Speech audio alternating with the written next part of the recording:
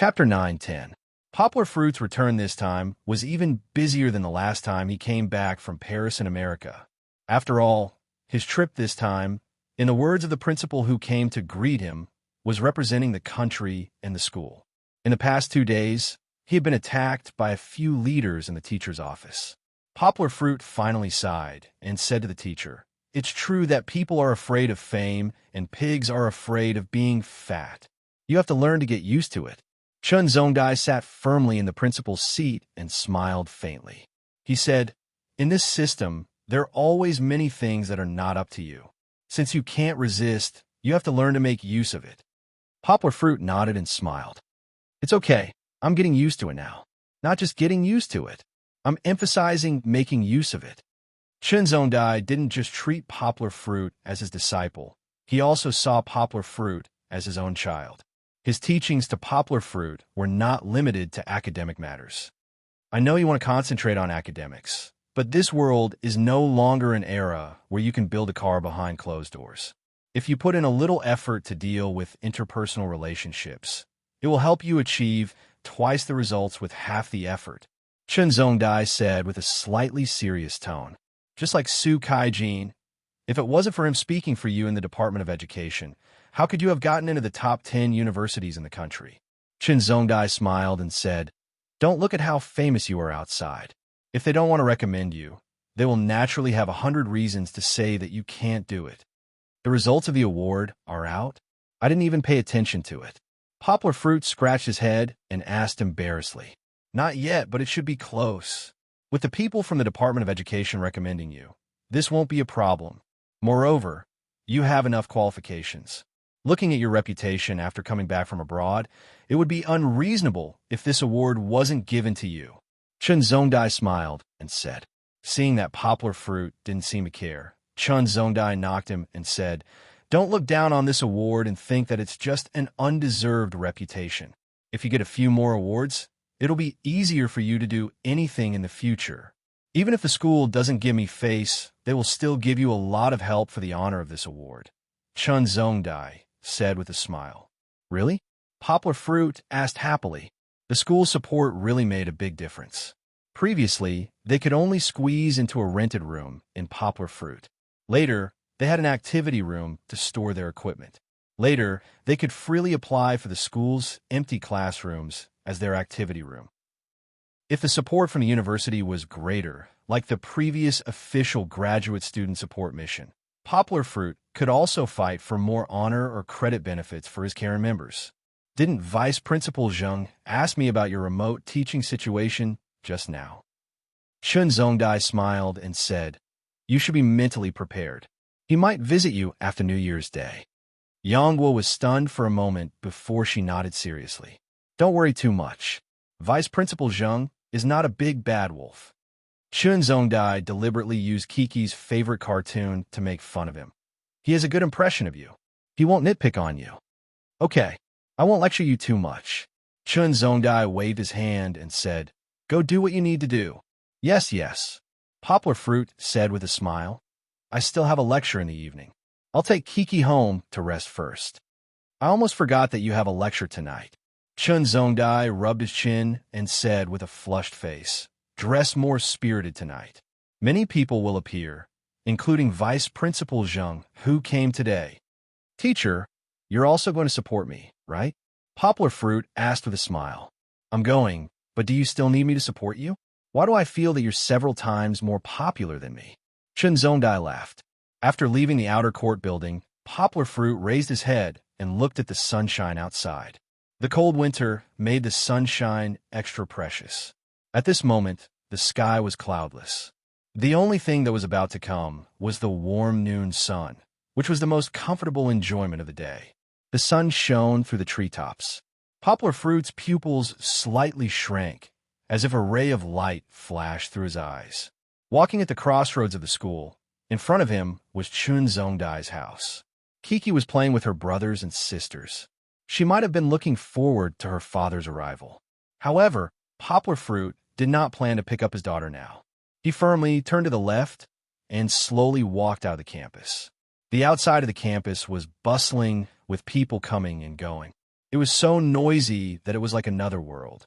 Poplar Fruit took out a mask from his coat pocket and covered half of his face. From his bag, Poplar Fruit also took out a hat that was hidden under a book and covered his eyes. Poplar Fruit took out a small bag from his bag and stuffed it into a crack in the wall that few people could see. After changing his appearance, Poplar Fruit took a deep breath and gently spat out 2 words, "Game start." Game start. After enduring for a long time, after secretly experimenting in Sweden and planning for the past 2 days, Poplar Fruit finally found the best opportunity for revenge. Flagging a taxi, Poplar Fruit got into the back seat. He clenched his fist and coughed. Nanyue Medical University's 6th affiliated hospital. "Driver, please drive faster. I have an appointment with a doctor." If someone knew Poplar Fruit was here, they would definitely be startled. Is this really Poplar Fruit's voice? Although Poplar Fruit's acting was ordinary, he had covered his face. So even if his acting wasn't good, no one would think that he was acting. However, in the field of language, this was Yang's strong point. The Mandarin he spoke at the moment was not as standard as he usually did. Not only was his accent serious, but it also carried a strong flavor of Nanha Province. Anyone would think that he was a person from Nanha Province who came to Guangdong Province to make a living. Listening to Poplar Fruit's voice, there was even a stuffy feeling. No one knew how Poplar Fruit managed to imitate it. "Okay." The driver laughed. He skillfully stepped on the accelerator and pulled the lever, and the car sped out. Nanyue Medical University's 6th affiliated hospital wasn't far from Gan Juanji's residence. It was only 2 streets away, and Poplar Fruit did not intend to take a taxi to his destination. For the rest of the journey, Poplar Fruit intended to walk over. After giving the driver cash and change, Poplar Fruit walked into the hospital like an ordinary patient. He first entered the building's toilet and flipped his double-sided sweater over, revealing the grayish-black side. Since he was moving during the day, Poplar Fruit did not have to wear any weird night clothes. He zipped it up and wore the hoodie. Although this looked very strange, in the hospital, the patients were all strange. Some of the patients with skin infections were also like this. People were already used to it. Chapter 9-11. With his head down, Poplar Fruit contracted his muscles and slightly bent his knees at an angle that no one could see. This made him look shorter than usual. He had learned these disguise skills from Xiong Kahu. Although he was limited by the conditions and could not use all of them, they were already very effective. At the very least, people who knew Poplar Fruit would not be able to see him even if they stood in front of him. After leaving the hospital, Poplar Fruit turned into a deserted alley. He ran along the foot of the wall that had no cameras. If there was no one around, Poplar Fruit would run like a puff of smoke. If there was someone to measure his speed, he could run 100 meters in less than 10 seconds. He definitely broke the Asian record. Soon, Poplar Fruit arrived at the back of a building. This was a high-end apartment, and the management was very strict. It was almost impossible to enter from the front door. In addition to the door control, there were several security guards on duty at the door. If Poplar Fruit went in like this, it would be strange if he was not seen through. However, Poplar Fruit had a way. He stood behind the wall outside the entrance of the underground parking lot, in a blind spot of the cameras, and waited quietly. "Here it comes." Poplar Fruit's eyes flashed. In front of him, a small bus from a cleaning company slowly drove over.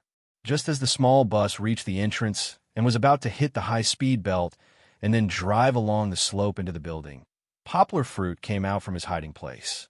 He bent down hard and raised his head. His body was very close to the small bus, and he followed the small bus into the underground parking lot. In order to avoid the cameras, Poplar Fruit changed his position according to the blueprint provided by Fat Dragon in his mind. He either hid behind or stuck to the left side of the car. Perhaps only Poplar Fruit could bend down and follow the small bus in small steps without making too much noise. After entering the parking lot, it was easy to do. Poplar Fruit took out a pair of gloves from his pocket and put them on. According to Fat Dragon's method, he pried open a small cover at the foot of the wall and connected a newly bought smartphone to it. "Okay, connect to the data." Fat Dragon yelled into Poplar Fruit's Bluetooth headset. "Give me 3 minutes, and I can control the entire building's video surveillance. If it weren't for the fact that the building's monitoring system was in their own local area network, Fat Dragon would have been able to control the entire building. Why would Poplar Fruit need to follow the minibus here? Okay, go, go, go, Fat Dragon yelled. Luckily, it was only a remote command. With Fat Dragon's personality, he would definitely be caught before he could even start a case. Poplar Fruit picked up a blank card and tapped it on the elevator of the underground parking lot. He then swaggered into the building from the elevator. All the surveillance cameras in front of you are static. Don't worry, Fat Dragon shouted. Poplar Fruit took off his headphones and said in a low voice, I know, don't be noisy. It's so annoying to hear all this noise in my ear. Poplar Fruit had to keep calm at the moment. Although it was the first time he had done something bad, and Poplar Fruit didn't think it was a bad thing to avenge Fong Bei Bei, Poplar Fruit didn't feel the slightest psychological burden. It wasn't that he hadn't seen blood before, and after practicing martial arts, his mentality had changed a lot. Han Fizi said, heroes use martial arts to break the law. Most people who practice martial arts had bad tempers, and they often drew their swords at the slightest disagreement. Moreover, they thought highly of themselves and didn't care about the ordinary laws at all. Poplar Fruit was already considered good. He still maintained his simple nature. Except for when something happened to the people he cared about, he generally didn't choose to mess around. This was just like when Poplar Fruit was arrested and sent to prison. After he came out, he didn't personally cause trouble for Gushida. On the one hand, it was because Gushida was punished by the law. On the other hand, it was because Gushida didn't touch Poplar Fruit's reverse scale. After going up to the 17th floor, Poplar Fruit swaggered out and came to room 1706. The video surveillance shows that he hasn't come out today, Fat Dragon said. It should be as we thought. His habit is to sleep until the afternoon. Poplar Fruit nodded and looked around. Can you open the door and go in?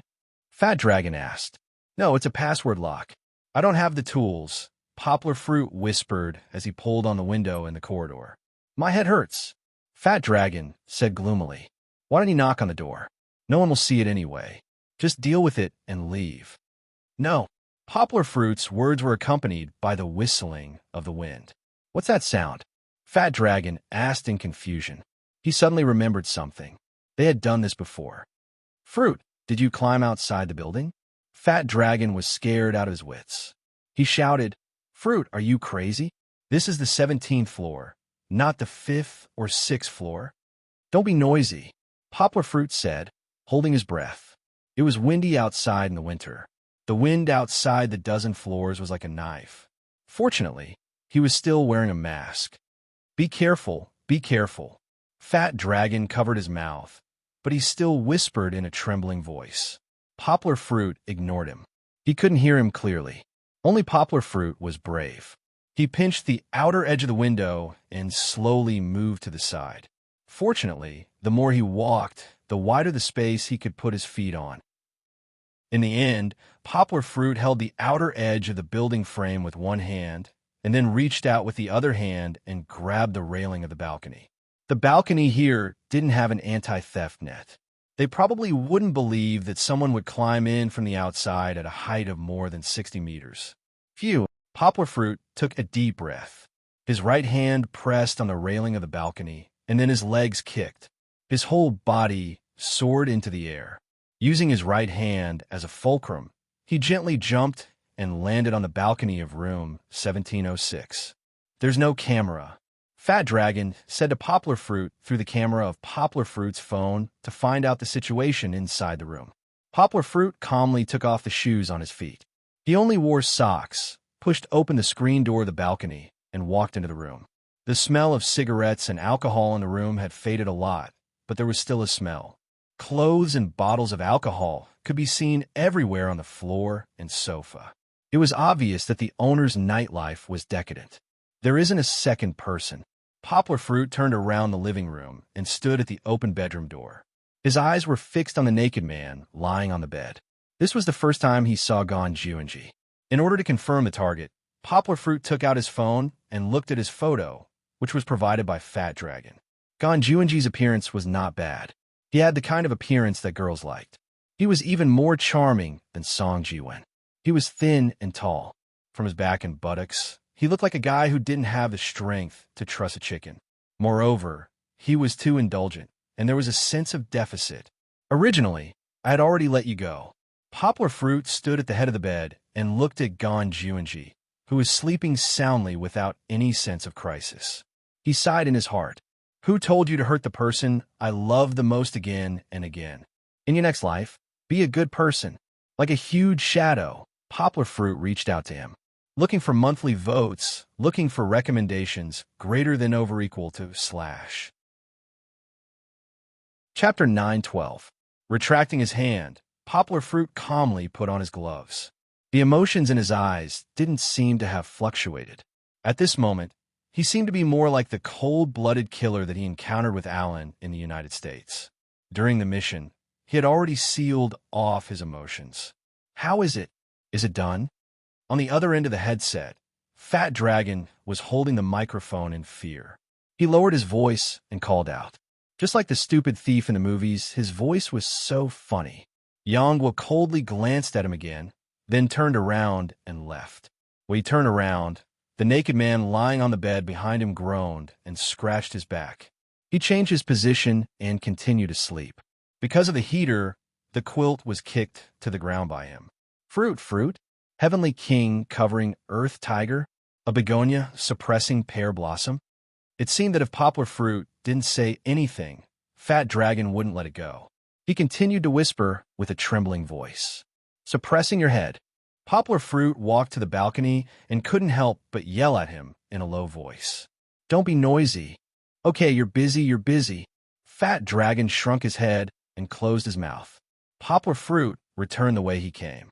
He climbed through the window and returned to the corridor. He then took the elevator to the parking lot on the second floor. Along the way, Poplar Fruit swaggered. However, no one met him in the elevator. This was his luck. I'm going to pull out the phone. It's time to leave. Back downstairs, Poplar Fruit's mood recovered a little. He wasn't as cold as before. He could also discuss with Fat Dragon how to deal with the aftermath. Pull out. It's okay. I installed a program in the background of the monitoring system. After you pull out the phone, it can last for 15 minutes. So after plucking it out, hurry up and run. The Fat Dragon nagged. Got it. Poplar Fruit nimbly pulled out the spare phone and put the cover back in place. He then bypassed the parking lot management staff and left the parking lot through the electronic card reader. All right, I'm out. Poplar Fruit whispered to Fat Dragon in the Bluetooth headset. Next, I can handle it myself. You can go back and play with your wife. Poplar Fruit's mood seemed to become better, and he began to joke with Fat Dragon. Hey, wait. Fat Dragon shouted anxiously. Guagua, you haven't told me the results yet. Have you dealt with him yet? It's done. You don't have to ask anymore. Just forget about it. Okay? Destroy everything. Poplar Fruit said. After this, we'll still be the same as before. Okay, I understand. Fat Dragon grinned and hung up the phone. Poplar Fruit walked forward until they reached the hospital. Once again in the toilet, Poplar Fruit broke the Bluetooth headset, crushed it, and threw it into the toilet to flush it. The phone was disassembled. Except for the SIM card and some basic motherboards, Poplar Fruit didn't hesitate to break and crush it. He took it back and packed it in a plastic bag and stuffed it into the trash can. He changed back to his original clothes and left the hospital. Poplar Fruit was still the same as when he came. He called a taxi and let the car drive him to the residential area near Higashiyama University. When the taxi was far away, Poplar Fruit flashed into an alley. He stuffed his mask, hat, and the inside and outside sweater he wore today into a plastic bag and threw into the trash can.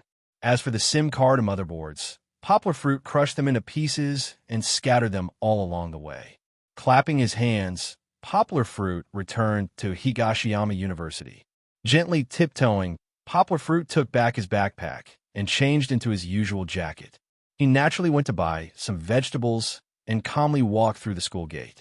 After throwing away all the items just now, Poplar Fruit seemed to have deleted what he had done in the past hour. His face returned to its usual bright and sunny smile. Sometimes, when a handsome person walks on the street, he's like a street lamp in the dark. Although he's very low-key, you can't help but notice him. A non-famous web writer once said. After walking a few steps on campus, Poplar Fruit was surrounded by a group of girls. Poplar Fruit Sr.? Poplar Fruit Sr. One of them was so excited that tears streamed down her face. Hello, hello. Poplar Fruit, who had never put himself in the position of an idol, hurriedly bowed and greeted them. Why aren't you in class? Oh no, it's noon now. Hee hee. Sorry. I should be asking why aren't you in class? Poplar Fruit Sr. is so cute. The girl who saw Poplar Fruit crying just now almost fainted from Poplar Fruit's cuteness. Poplar Fruit Sr., can you give me an autograph? A short but cute-looking girl held a notebook and looked at Poplar Fruit with admiration. Hey, I'm not a celebrity idol. Why are you asking me for an autograph? Poplar Fruit embarrassedly took the notebook and signed his name. He didn't write any artistic characters, just a delicate regular script under the ballpoint pen. Because your story is very inspirational. My daughter clenched her small fist and said, I will definitely become someone as awesome as you in the future. She said it as if there was a big age gap between them. Well, anyway, thank you for liking me. Poplar Fruit took the notebook and signed it while saying, but I have to go back to pick up my daughter, so let's call it a day. By the way, I have a lecture in the small auditorium tonight. It's free of charge. If you're interested, come and listen, okay? Really? What time? I want to go. Several girls said excitedly. It starts at 7 o'clock in the evening. If you don't have class, come over. Poplar Fruit smiled and waved goodbye to them. In fact, Poplar Fruit saw that when he said evening, several girls couldn't help but stiffen. They should have class tonight. However, Poplar Fruit didn't intend to persuade them. After all, college students are at an age where they have the freedom to choose. It's hard for them to listen to other people's advice, just like Poplar Fruit. Poplar Fruit also wanted to persuade them not to treat him as an idol, but just now, he didn't see any of the girls obediently listening to him. After leaving, Poplar Fruit wiped the cold sweat on his forehead. Just now, he was being pestered by these girls, which made it difficult for him.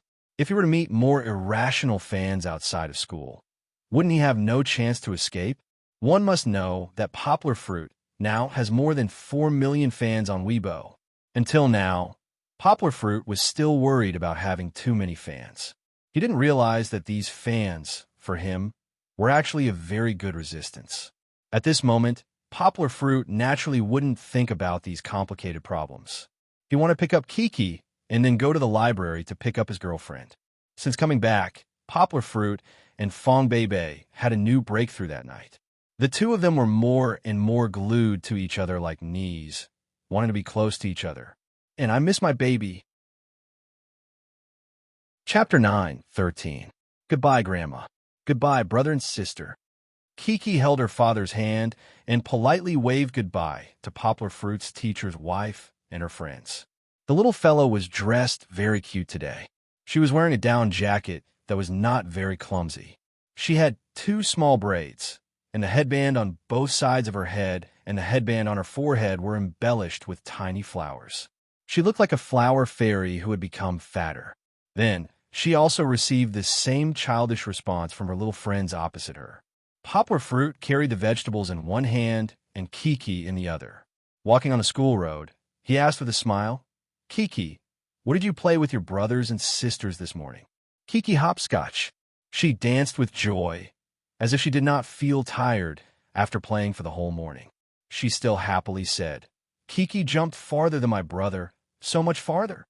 The little fellow opened her arms, but she felt that it was a little exaggerated. It was not that far, so she withdrew a little and then withdrew a little. No matter how she moved, it was not to her liking. Poplar Fruit laughed and said, No way. When did hopscotch compete to see who can jump farther? Don't you have to jump from square to square in hopscotch? Did Kiki jump too far and then lose?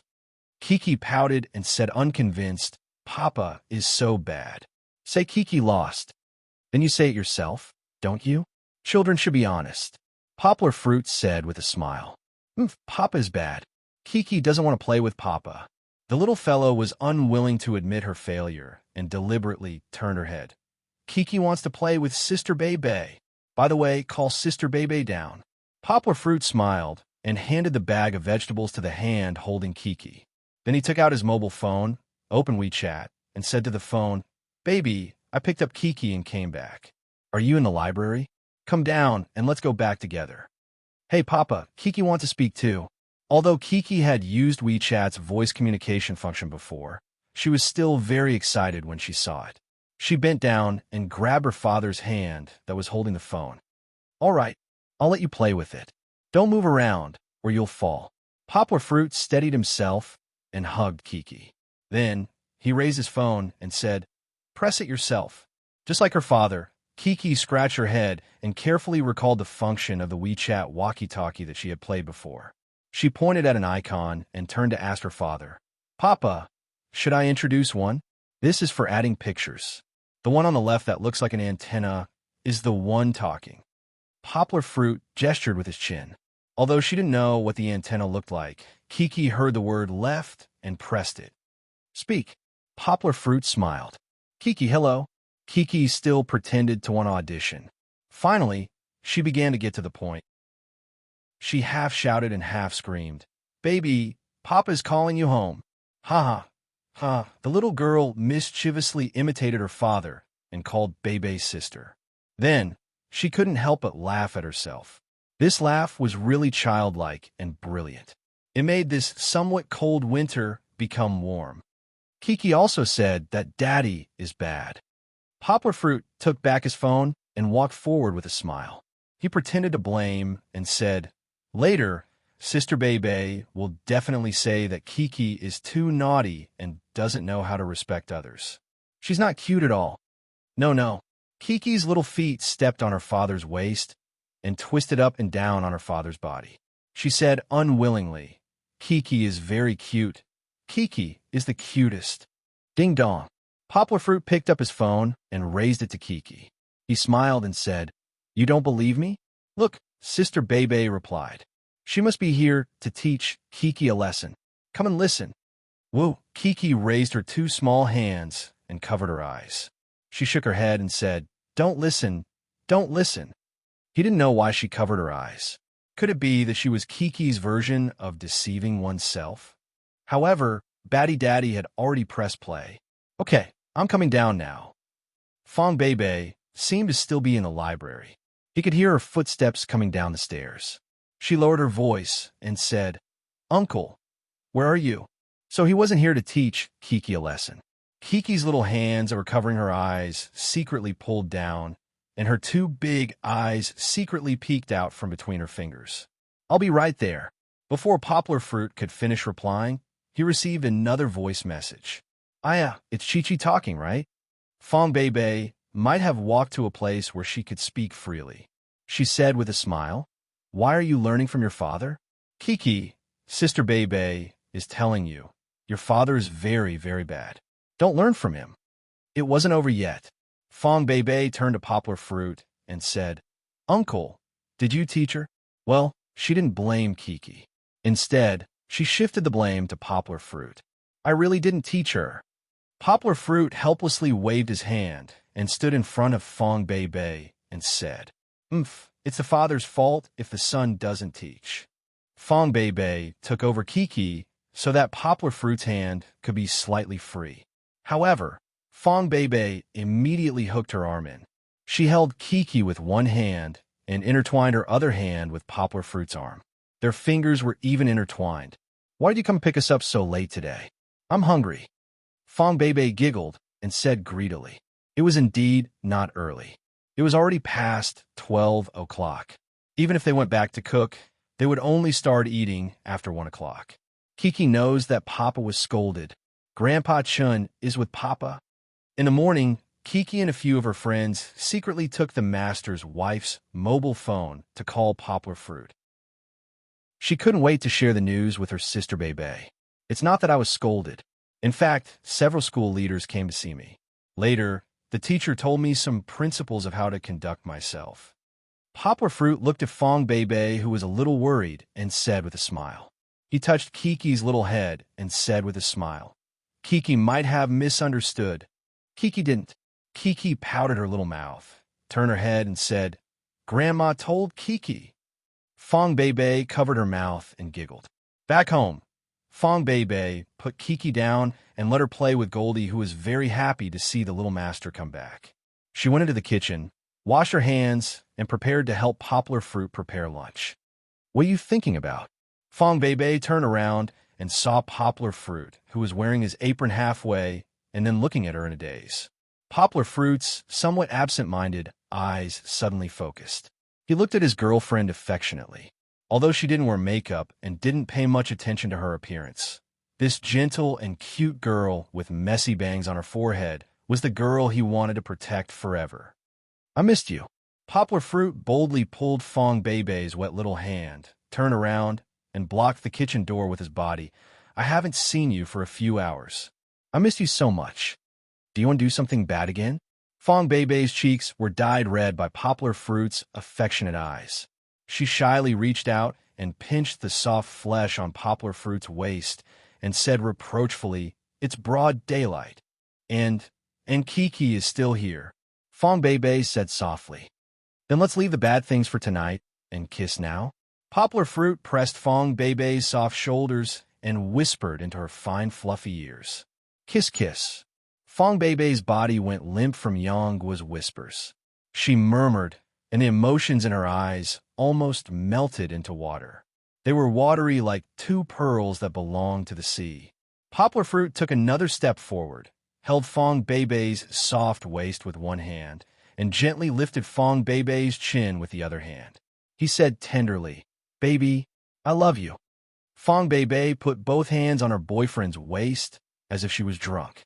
Her eyes were a little blurry, and she wanted to respond, "I also, oh." The kitchen became quiet. "Thank you to the readers at Chidian for your tips, and thank you for your monthly votes. Although I won't get any awards, Xiao Han is still very grateful, because at least the ranking is higher, and more readers will read Xiao Han's book." Chapter 9:14. When I was in Sweden, I met a bus driver who spoke with a very bad accent. The small auditorium of Higashiyama University was shabby, but it was also the first choice for many famous people to give lectures. On one hand, the building had an ancient and traditional history. On the other hand, the location was special. It was located on the central axis of Higashiyama University. It was like a beautiful sea-stabilizing needle. Behind, it was the motto and emblem of Higashiyama University. When Poplar Fruit was an undergraduate student, he sat in the small auditorium countless times to listen to other people's speeches and watch other people's award ceremonies. He never thought that one day he would be able to stand on this stage and give an impassioned speech. He was very calm, facing the students that filled the small auditorium and facing the 2 rows of university leaders who came to support him. Poplar Fruit acted like he usually did in class. He spoke with confidence and assurance. Because it was a group of relatives and friends, Fong Bei and Kiki also sat in the front row. She was embarrassed to sit with the principal and teachers, so she changed to sit in the student union area. Fong Bei was also a member of the student union, although she didn't have much interaction with the student union. After all, they were all young people, so it was not awkward to interact with each other. She looked down at Kiki and found that the little girl was staring at her father on the stage. At this time, the little girl was sleepy and yawning, but now she was still energetic. If there was a Best Audience Award, Kiki would definitely not let it go. She was more serious than the most serious student, and she didn't even blink her eyes. "Kiki, can you understand what your father is saying?" Fong Bei turned Kiki around and teased her. Chi-Chi reluctantly turned her head back to look at her father, and then turned her head back. She puffed up her cheeks and said very righteously, "Chi-Chi doesn't understand." Fong Bei understood the stories that Poplar Fruit told, but she didn't understand some of the linguistic theories that Poplar Fruit sometimes inadvertently said. Although Poplar Fruit stopped very quickly, not only was everyone not confused by Poplar Fruit's words, but they also felt that Poplar Fruit was very mysterious. After all, many of the students present were not from the outer court. Even if they were from the outer court, they wouldn't be able to keep up with the professional knowledge that Yongguo was talking about, even if they weren't graduate students or doctoral students. Since today's lecture was for the general public, Poplar Fruit would be more popular and tell stories to everyone and be a spiritual mentor. I don't understand. Why are you still so serious? Fong Beibei let Kiki hold her fingers and asked with a smile. Because Papa is very powerful. Kiki said with a look of admiration. Kiki's Papa is the best. The little girl used these words over and over again, but if Poplar Fruit heard his daughter's praise, he would definitely be happy. Sure. Fong Beibei pressed Kiki's small lips and said with a smile, Lower your voice. Don't let your father hear it. Otherwise, who knows how many days he will show off. Below the stage, Fong Beibei and Kiki were secretly playing with each other, but Poplar Fruit did not know. At this moment, his mood was not calm. Although he had been smiling and talking about his prepared speech, and from time to time had a brief interaction with the audience, but in fact, he was multitasking and his other mind was not here for a long time. The official start is at 7:30. I said an hour, and it's almost 8:30, right? It should be at this time. In the spiritual world where no one could see, Poplar Fruit frowned and thought, can it work? Poplar Fruit was not completely sure, because it was the first time he used it, and he did not have a real human test. Back to the time when night had just fallen. Gon Juanji came to the nightclub he frequented most, and the valet ran over and greeted him. Brother Ji, you haven't been here for a long time. Wow, you get a new car? I'm free today, so I came out to have fun. Gon Juanji threw the key to him and smiled in a good mood. Give me some thoughts. Don't scratch it.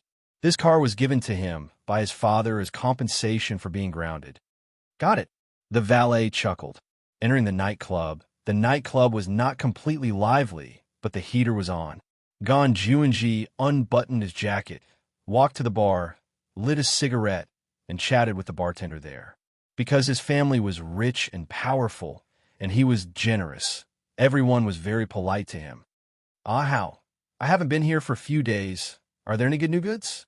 Gon Juanji asked while smoking. The bartender, how, made him a glass of ice blue and fiery red ice and fire, as if he was performing acrobatics. He inserted a small olive strung with a toothpick as decoration and handed it over. Then, he received 2 tips and replied with a smile, Yes. Where is it? Gon Juanji was not in a hurry to drink.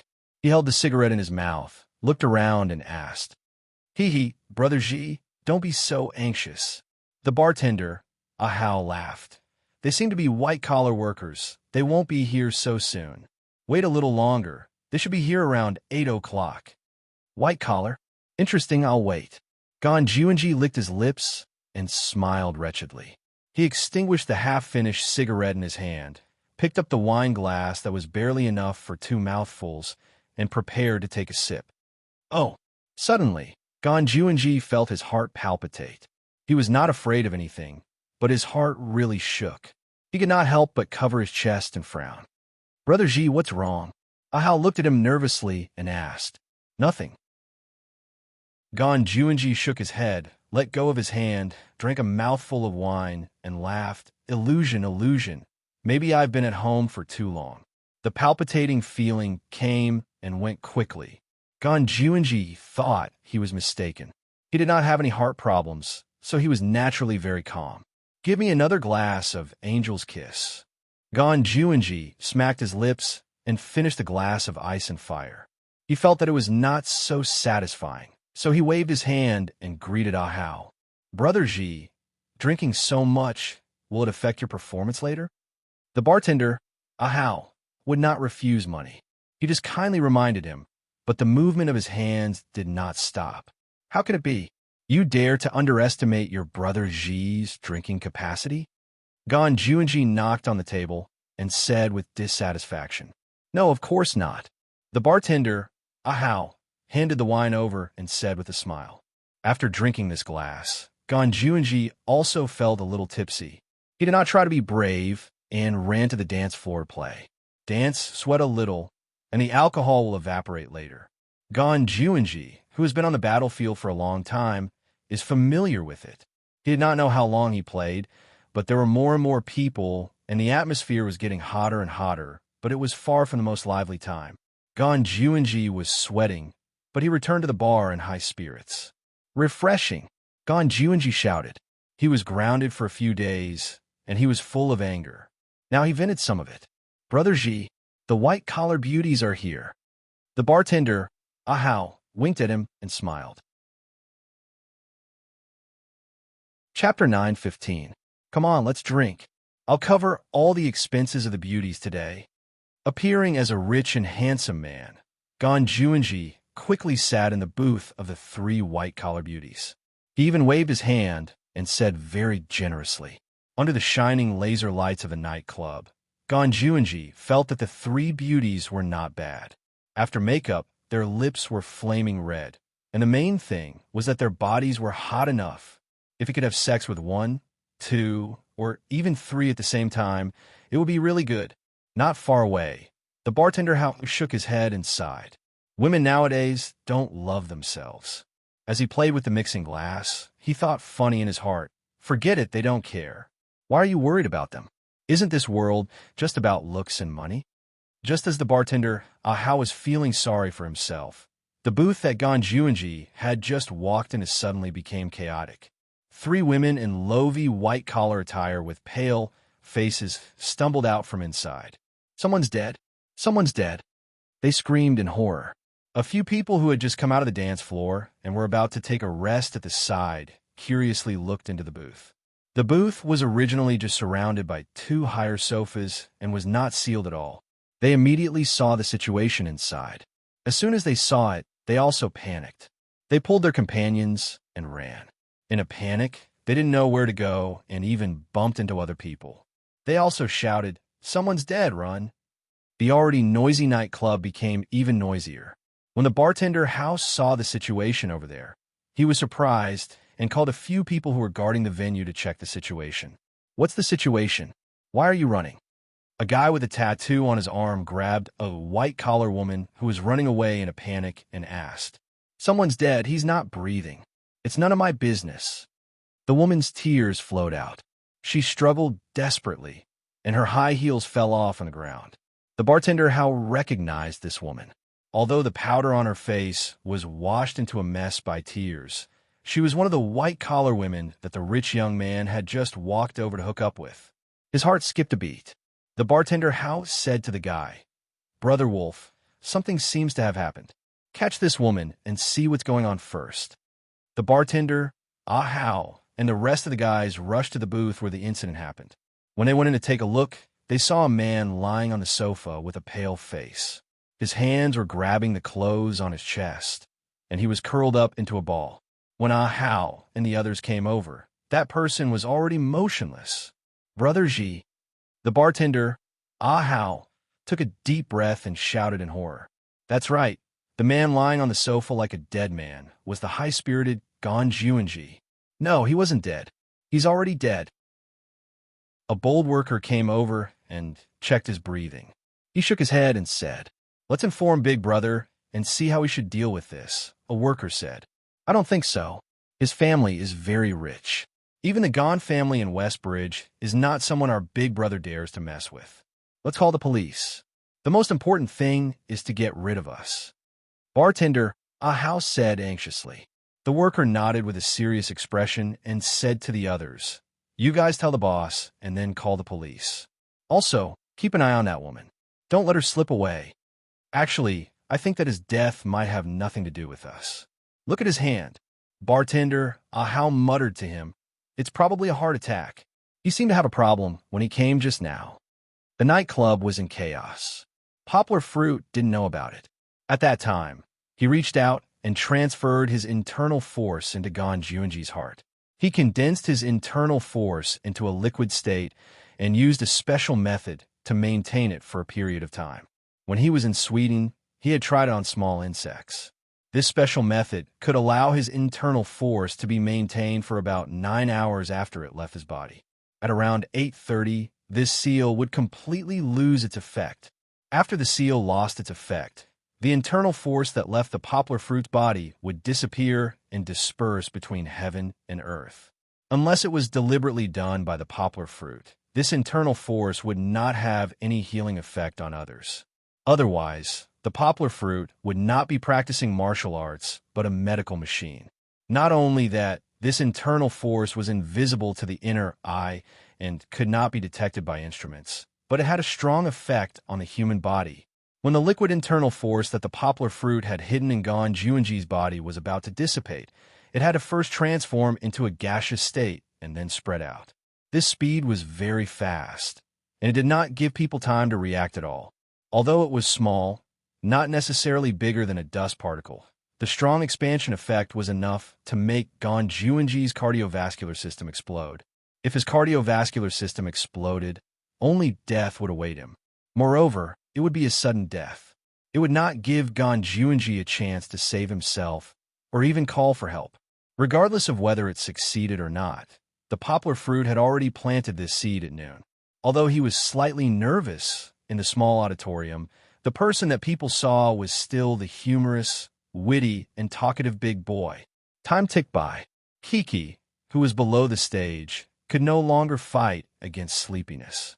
She fell asleep in the arms of Sister Bebe, wrapped in clothes. The poplar fruit's speech was gradually coming to an end. Poplar fruit said with emotion, "Many people say that I have achieved great things, and many students also regard me as an idol or a star. In fact, poplar fruit is just like the students here, an ordinary student at Higashiyama University." The audience began to clap. Poplar fruit pressed his hands down to stop them from clapping. He had not finished speaking yet. In Sweden, teacher Mo Yin once said, "I am a storyteller. Because of my storytelling, I won the Nobel Prize in Literature." In fact, today, I am just like teacher Mo Yin. I am just a storyteller. Today, I am standing in front of everyone to tell you the interesting stories that have happened on my academic path. Of course, I'm not telling you these stories to teach you life philosophy. Poplar fruit is not qualified to be everyone's sole teacher. Poplar fruit smiled. The audience chuckled in response. I just hope that you will be able to obtain happiness while listening to these stories. In other words, you will discover that there are still many interesting and novel experiences on the path of learning. Poplar fruit said with a smile, "Learn happily, grow happily, and then walk happily into the world outside the ivory tower." The audience began to clap. However, poplar fruit stopped them once again. This time, everyone looked at him in confusion. "The applause means that my speech is over. After that, you will all leave the stage. If you don't hear the next news, I am afraid that you will suffer a great loss." Poplar fruit said with a bright smile. Below the stage, there was some discussion and some laughter. Poplar fruit smiled. "When I was in Sweden, the school gave me a mission. I had to invite teacher Mo Yin, who won the Nobel Prize in Literature, back to share his experience with everyone. I also passed this request to teacher Mo Yin." He paused. The audience was already quiet. Everyone took a deep breath and looked at him excitedly, as if they were waiting for him to say the good news that was on the verge of coming out. Poplar fruit did not keep them in suspense. He said in a clear voice, "Here, I can tell everyone. Teacher Mo Yin has given me a clear answer. When school reopens next year, he will choose a time to come to our school to give a speech. So, everyone, please look forward to it." Poplar fruit's final words were drowned out by the excited applause of the students. Chapter 9:16. The next day was the weekend. Poplar fruit and Fong Bei didn't have classes. The weather was good, so the family went shopping and bought some things. In the evening, they went to Fong Bei's house for dinner. Tomorrow is Christmas Eve. Fong Bei took Poplar fruit's hand and asked with a smile, "Uncle, what gift are you going to give me?" "Gift? Kiki wants a gift." Chi-Chi, who was tightly wrapped up, heard elder sister Bei mention a present in a daze.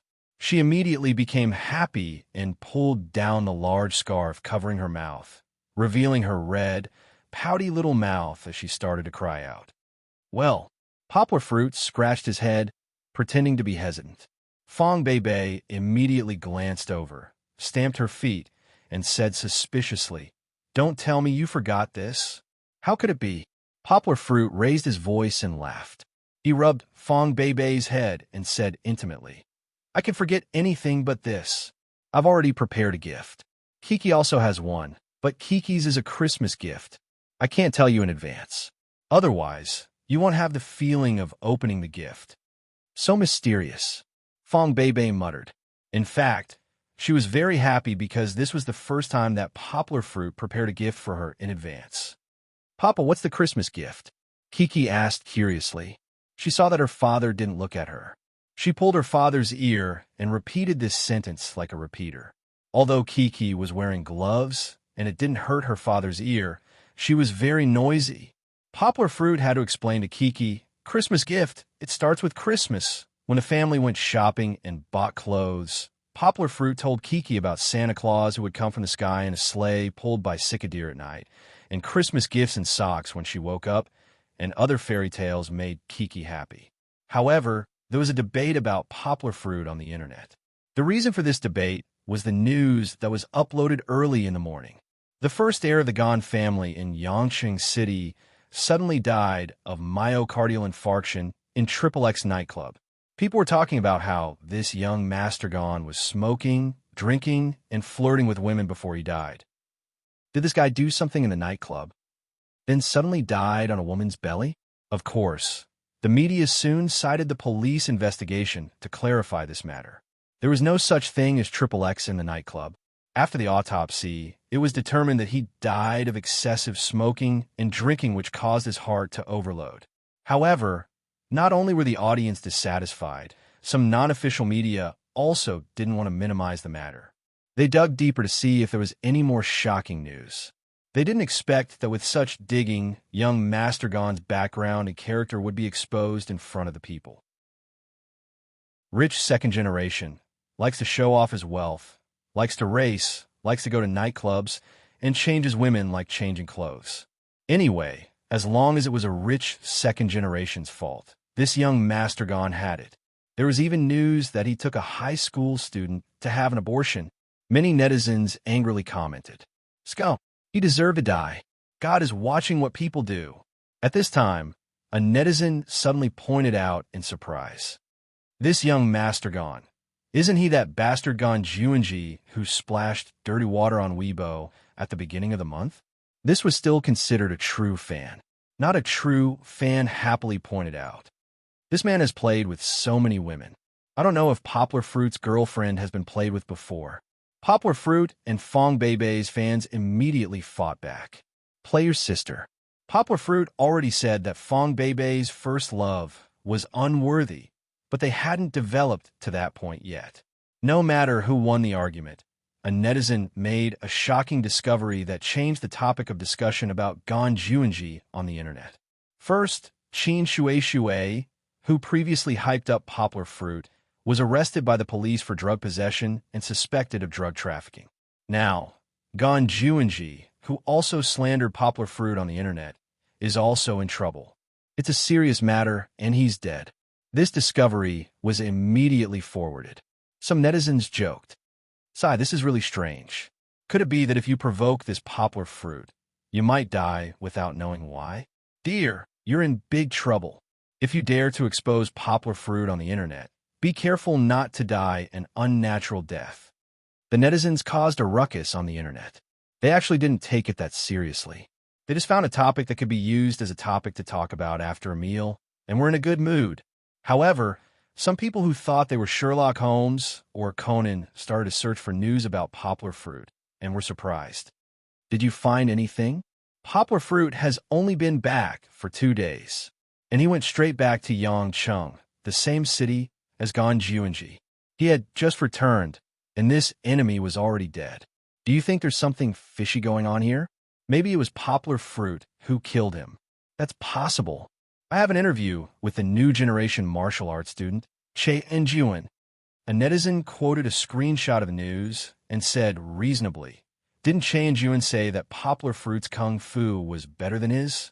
In an instant, conspiracy theories became synonymous with online discussions. There were even netizens who wanted the police to investigate Poplar Fruit. It's him, he's the murderer. If Poplar Fruit didn't go shopping and stayed at home to browse the internet, he would definitely be shocked by the netizens. His imagination was really running wild. Even a blind guess could guess the truth. At this time, some students from Higashiyama University couldn't stand it anymore. They found a video of Poplar Fruit's speech recorded by the Higashiyama University Student Union and uploaded it to the internet. Who said that Poplar Fruit is the murderer? Stand up. I can tell you clearly that last night, when that scumbag Gonjuinji died, our Poplar Fruit was giving a speech to us. There were hundreds of people present who can testify for him. If you weren't there, please tell me how Poplar Fruit killed him, using his mind to kill. Please don't joke with me, okay? In this world, no one will be able to guess how Poplar Fruit killed Gonjuinji without spilling a drop of blood. Unless there really was a deity who came down to earth and caught evidence of Poplar Fruit, using his internal energy to cheat. Poplar Fruit didn't say anything about this incident on the internet. Even when he went to the Fong family and his parents talked about it, he and Fong Beibei just sighed and didn't mention that person again. At this time, people's attention was slowly being diverted by two things on the internet. The first thing was Poplar Fruit's speech. The video of his speech was spread because of this incident. This made people who liked Poplar Fruit even more. Our Appa is so talented. It also made people who didn't know Poplar Fruit gradually understand Poplar Fruit. This young man has the talent to be a speaker. The second thing was the upcoming Christmas Day. This Christmas Day had a special meaning. In front of them, people had just passed the hotly discussed 2012, December 21st, 2012. Behind them, they were welcoming a new life and the most festive and lively Western festival. How did Poplar Fruit and the others spend it? Chapter 9:17. Kiki, help Daddy pick up that small ball. Before Poplar Fruit's voice fell, a white and tender little hand holding a small golden plastic ball in front of him. Turning his head, he saw Kiki standing there with an excited look on her face. It turned out that the little fellow was already ready to help her father. Just now, when the small ball was not firmly hung and fell to the ground, Kiki immediately pounced on it with her, but sticking out. The Christmas tree is so small. Chi-Chi bounced around her father's side and chattered with him. At this moment, her mood was as excited as a mountain child who had climbed over a mountain and seen the beautiful sea. It's as tall as Kiki. Kiki jumped to the opposite side of Poplar Fruit, shaking her little butt, giggling, and gestured to herself. Because our family can't buy a bigger Christmas tree. Poplar Fruit said with a smile, "Buy such a big Christmas tree. Where should we put it?" He bought the Christmas tree just to adjust the festive atmosphere. Unlike in foreign countries, where Christmas trees and roast turkeys were regarded as symbols of Christmas. Put in Kiki's bed. Kiki rolled her eyes, then clapped her little hands, and happily said, "That way, Santa Claus can give Kiki a lot of gifts." "You wish." Poplar Fruit smiled and pinched Kiki's little nose. He handed the golden ball to Kiki and said, "Come, Kiki, help Daddy hang it."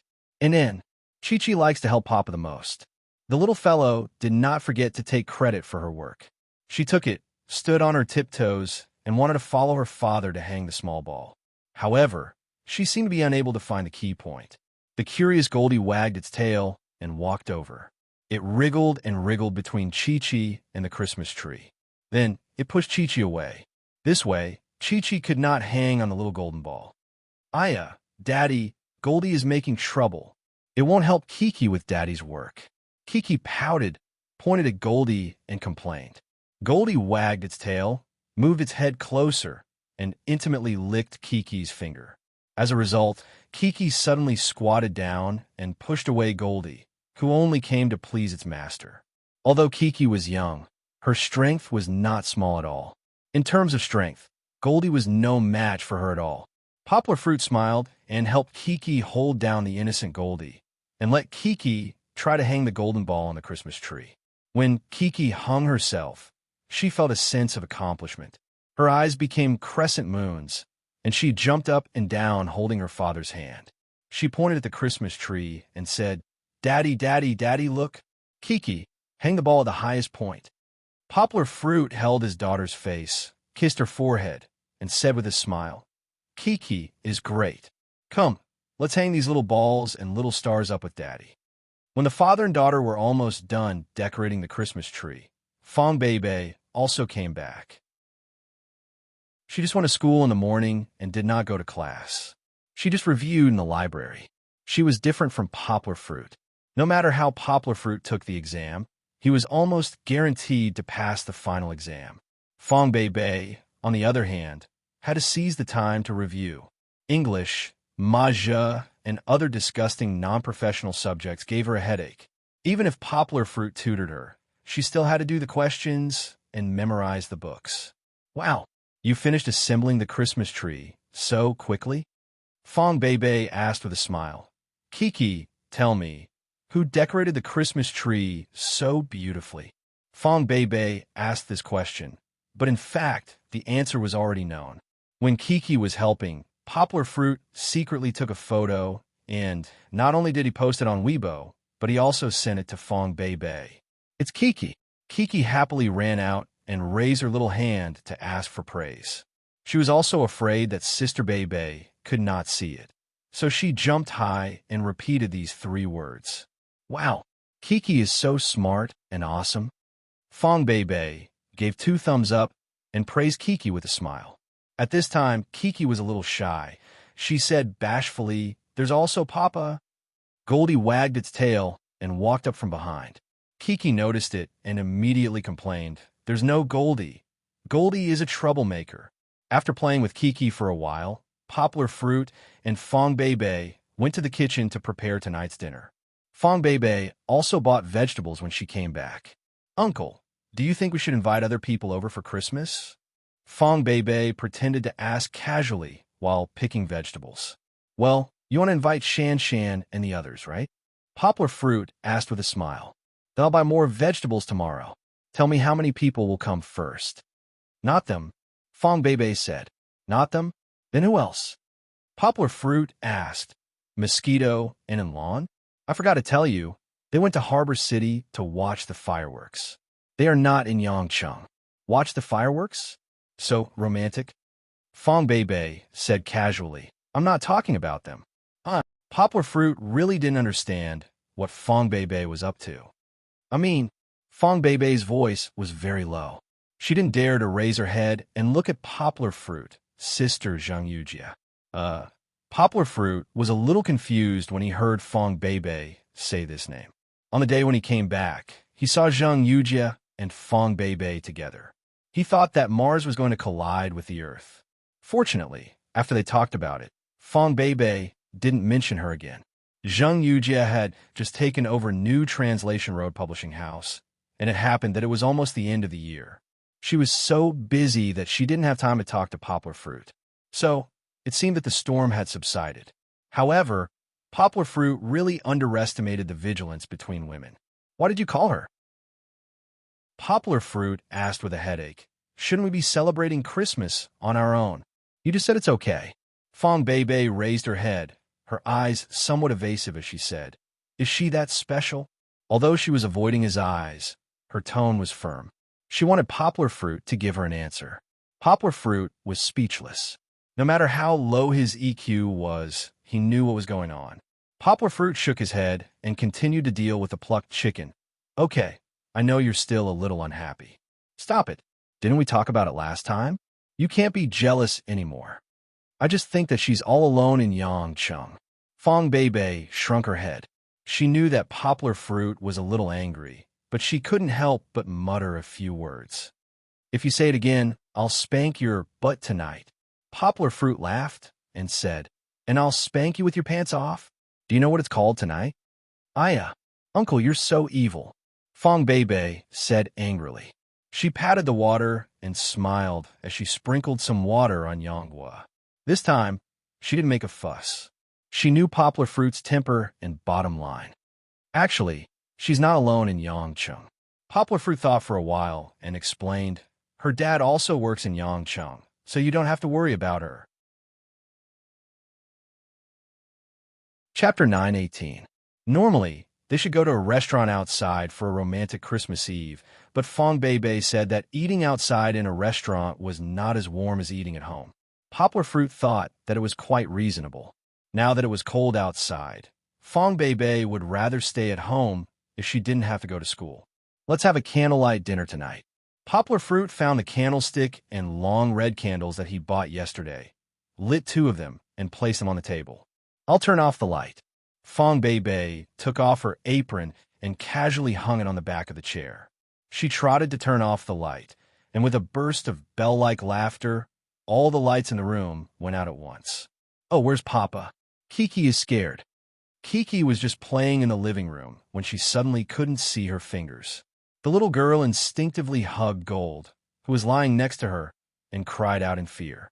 In fact, there were 2 flickering candlelight in the room, but the human eye had a certain delay reaction.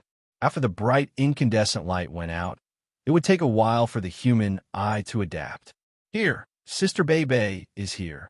Without waiting for Poplar Fruit to answer, Fong Bei trotted to Kiki and hugged her. She was in a good mood. Compared to just now, Fong Bei returned to the lively and lovely girl that a young girl should be. In fact, it was not difficult to understand why Fong Bei was a little narrow-minded with Poplar Fruit just now. Zheng Yujie gave her too much pressure at the airport, and even almost broke her self-confidence. Although Poplar Fruit promised her that he would not change his mind, she still felt a little uncertain in her heart. Fong Bei was also sensible. She knew that Poplar Fruit's translation career was very important. She did not dare to suggest that Poplar Fruit cut off contact with Zheng Yujie, who was the boss of Poplar Fruit. She was also afraid that Poplar Fruit would think that she was too spoiled and would not like her. Therefore, even though she felt uneasy, Fong Bei was only jealous to the extent that Poplar Fruit could tolerate. She wanted to make Poplar Fruit understand her feelings. Of course, there was also the intention of acting coquettishly and asking for a hug.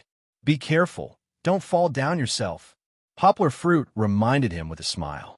He put away his and Fong Bei's aprons, washed his hands, and prepared to eat. After adapting to the candlelight, Kiki was finally not afraid. She did not need Sister Bei to hug her.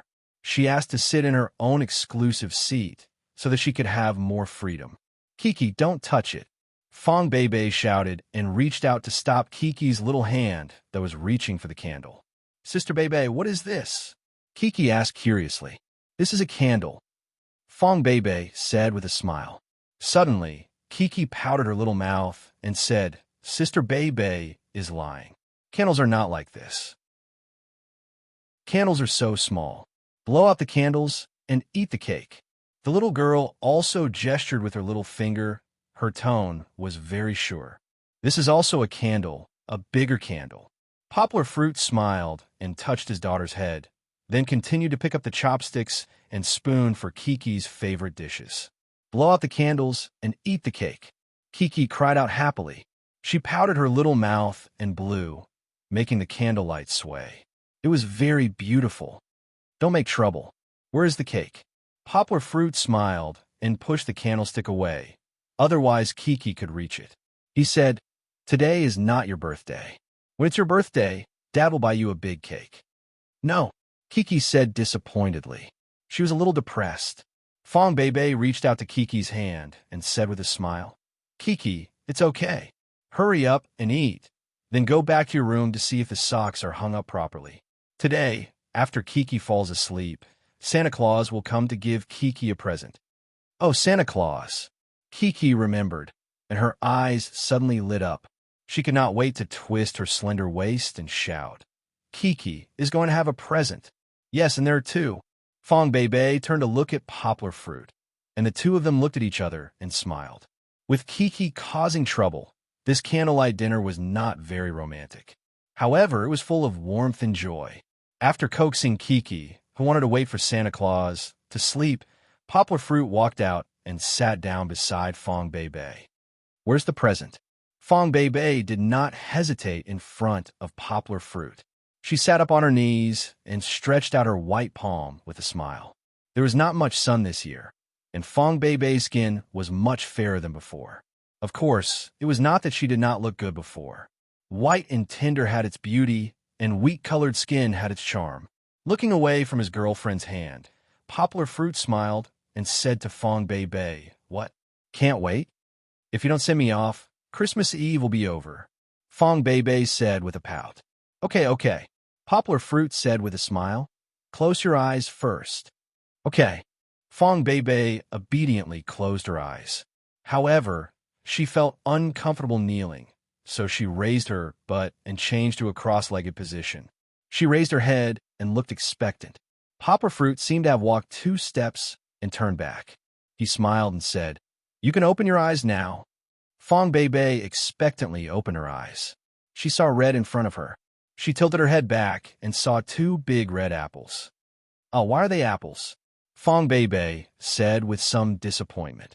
"Don't you like apples?" Poplar Fruit pretended to pick up the apples and looked at them.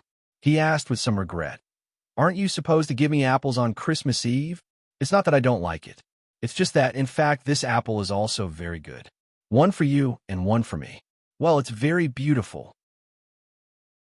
Fong Beibei was afraid that Poplar Fruit would be unhappy.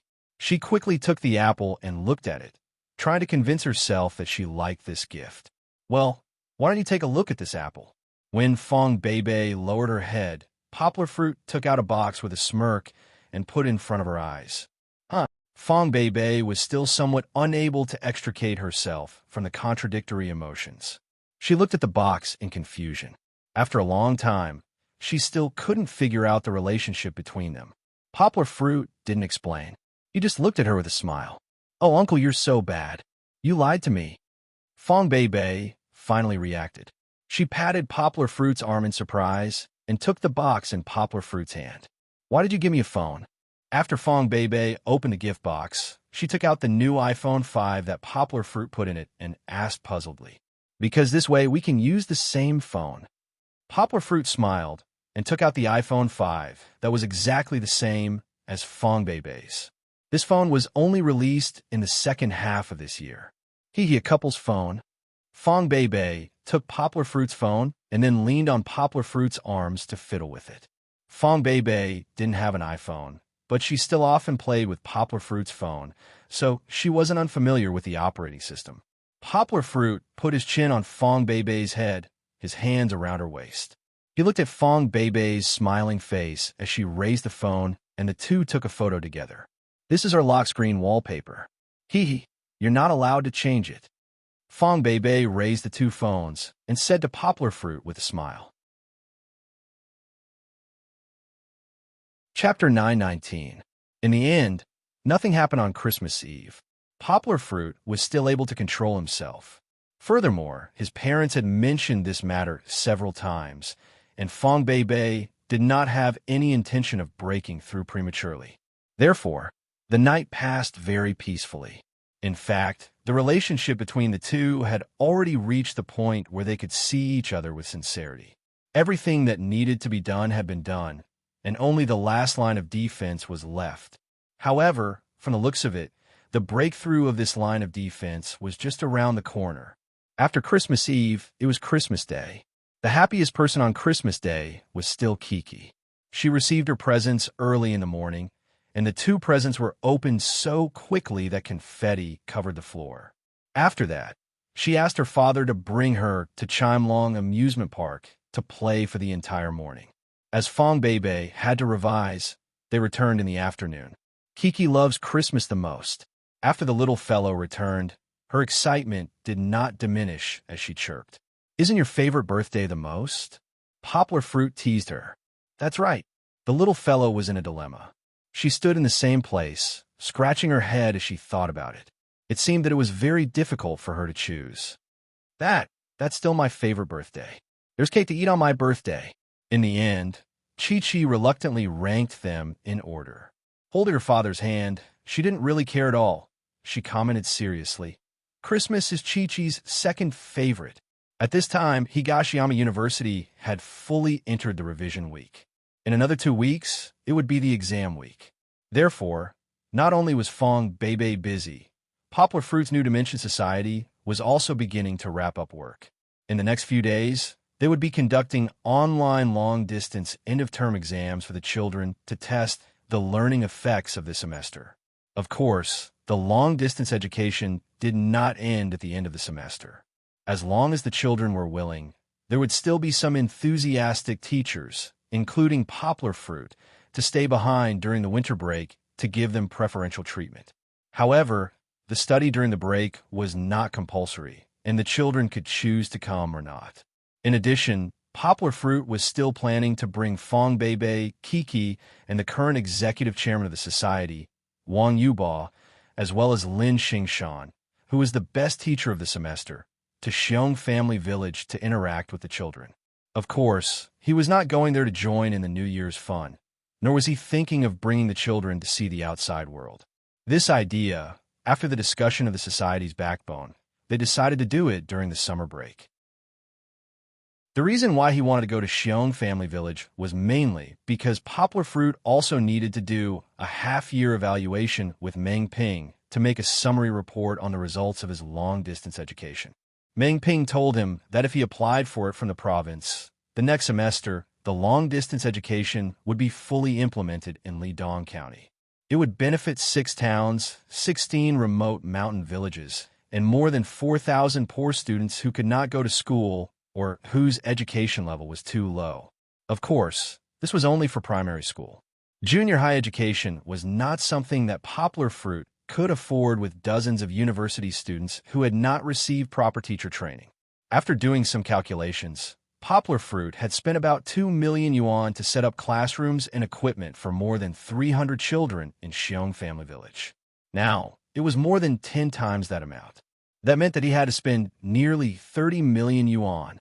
Poplar Fruit was not worried about not having enough money this time, because Meng Ping told him that the government would not let Poplar Fruit use all of his money.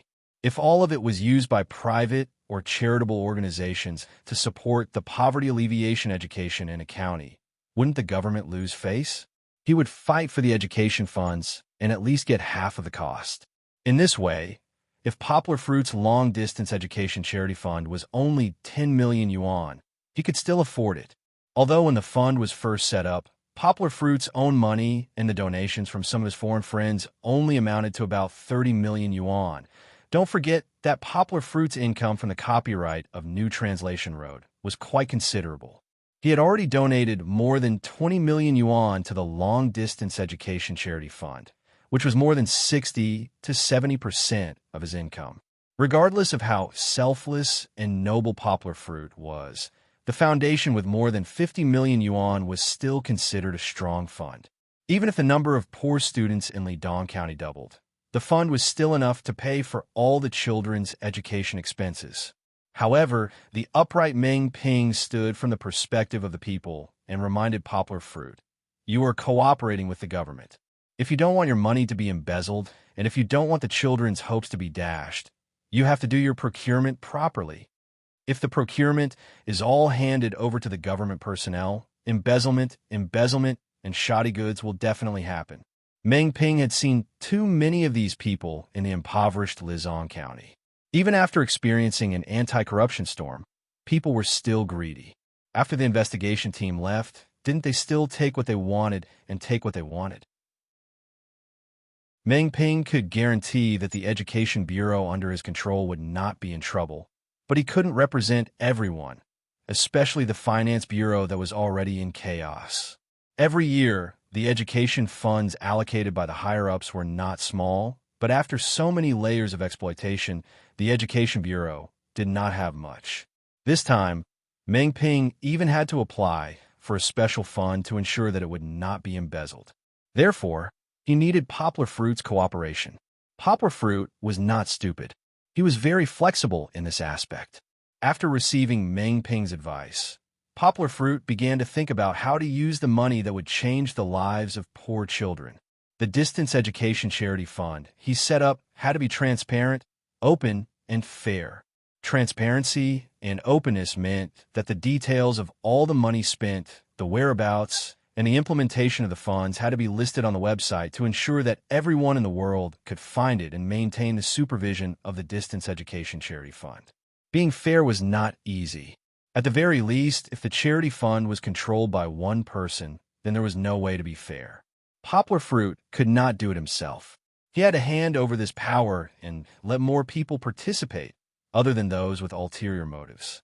Regardless of whether it was the appointment or dismissal of positions, some large expenditures also needed to be voted on. Of course, if it was just the Distance Education Charity Fund, it would not be enough to maintain its innocence. This was because it would not be able to prevent the corruption and influence of the government. Poplar Fruit needed to use the power of the public.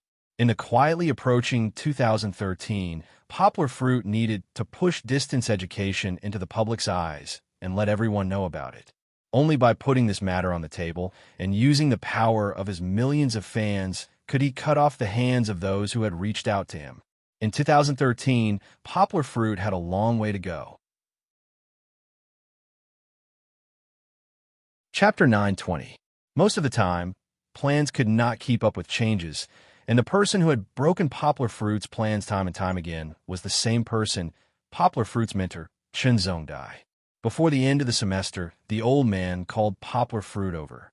This semester, the old man was extremely satisfied with Poplar Fruit. The thesis that Poplar Fruit submitted at the end of last year could be said to have provided a programmatic explanation of the entire theory of translation. Although the theory of translation still needed to be perfected, Poplar Fruit's thesis had pretty much established his position in the field of translation theory. As for the preparation for the next semester, Poplar Fruit had also given the old man a satisfactory answer. Through several lectures at Cinda College, he had summed up valuable experience and accumulated a large number of lecture notes. After the school's evaluation and review, the old man told Poplar Fruit that in the next semester, Poplar Fruit would stop all substitute teaching work and focus on completing his own 2 public elective courses. Of these 2 public elective courses, the first one was translation theory and practice. Theory was secondary, and practice was the main focus. Poplar Fruit would combine his own experience and lead the entire school, regardless of whether they were language majors or not, to practice actual translation.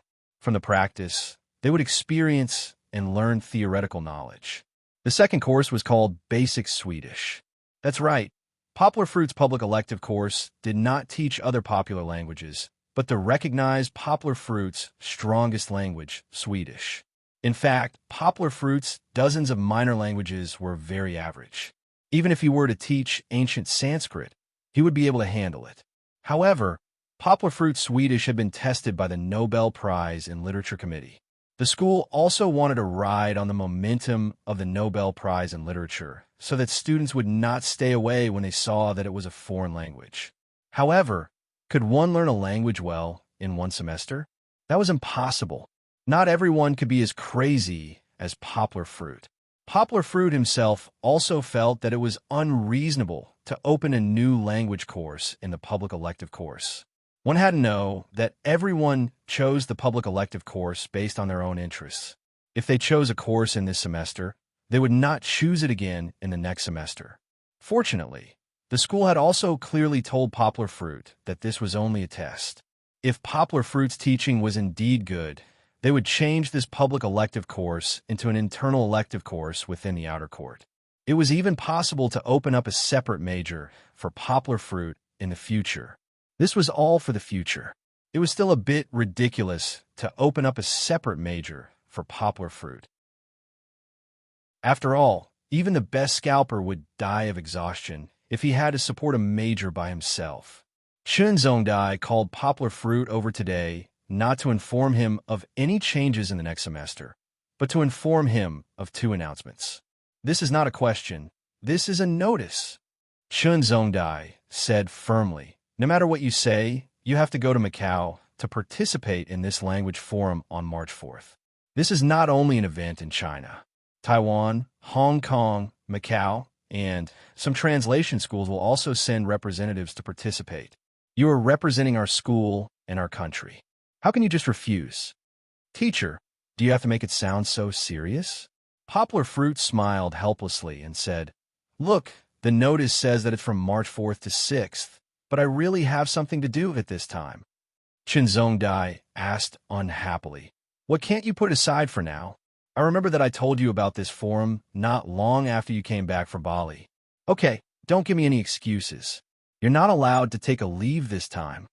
Poplar Fruit smiled bitterly and said, No, teacher, March 6th is my girlfriend's birthday. Originally, I said that I would celebrate her birthday for her first time. I cannot be in Yangcheng on that day, right? Birthday is a small matter, but Fong Beibei's disappointment is a big matter. Poplar Fruit promised her that he would spend every birthday with her in the future. I say, are you really stupid or are you pretending to be stupid? Chen Zhongdai's tone sounded as if he expected better from him. He scolded, I think you are really stupid. You are so stubborn and don't know how to be flexible. Poplar Fruit touched his head. He was confused by the scolding. If you want to celebrate her birthday, can you only celebrate in Yangcheng? If you go to Macau to participate in the forum, can't you bring her with you? Chen Zhongdai was so angry at Poplar Fruit that he laughed. He threw a book at him and said, there's an event in the forum during the day, so you two can do whatever you want at night. That's right. Poplar Fruit suddenly understood. He also scolded himself for being stupid. Why didn't he think of this? Chen Zhongdai laughed and said, it's just Macau, it's not that far. You can bring her to play, and she can help take care of Kiki. Don't ask your assistant to help you take care of your child. This time, you can't bring your assistant with you. Hee. I'll discuss it with her when I get back. Poplar Fruit scratched his head embarrassedly. He returned the book and prepared to run away. He did not want to let the old man continue to ridicule him. Where are you in a hurry to go? We're not done yet. Chen Zhongdai knocked on the table unhappily and shouted. What else? Poplar Fruit could only move his butt back. Next semester, you don't only have the task of 2 public courses. On my side, I also have to give you more responsibilities. Otherwise, when you take 3 years of master's and doctorate, others will gossip that I let you in through the back door. Chen Zhongdai said, generally speaking, if a student wants to study for a doctorate, they have to go through 4 years of undergraduate studies, 2 to 3 years of graduate studies, and 3 or more years of doctorate, a total of more than 9 years. Language graduate students generally take 2 years, so it's relatively faster. The masters and doctorates are for those students who have good results in the postgraduate examination. However, according to the regulations, it also takes 5 years to complete the degree. The fastest is the masters and doctorates for medical students. They could get a doctorate in 8 years. Of course, the hardships are unknown to ordinary people. Poplar Fruit is a special case. With his own ability, it's not a problem to directly give him a doctorate. However, China's system is more rigid. It must be done step by step for so many years to get a certificate. Chen Zhongdai reducing it to 3 years is already skirting the law.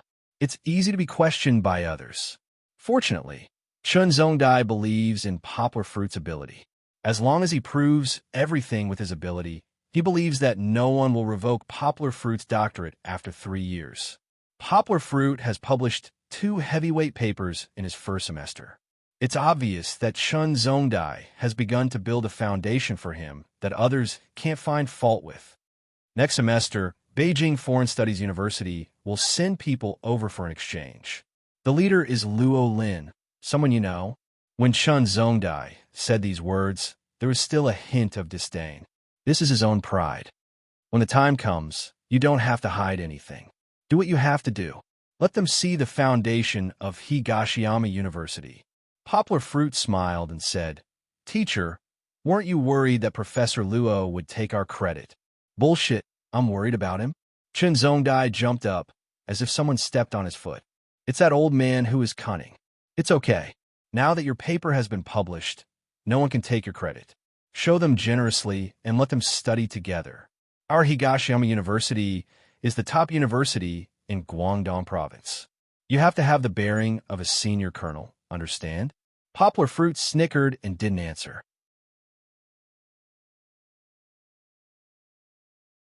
Chapter 9:21. How far is it?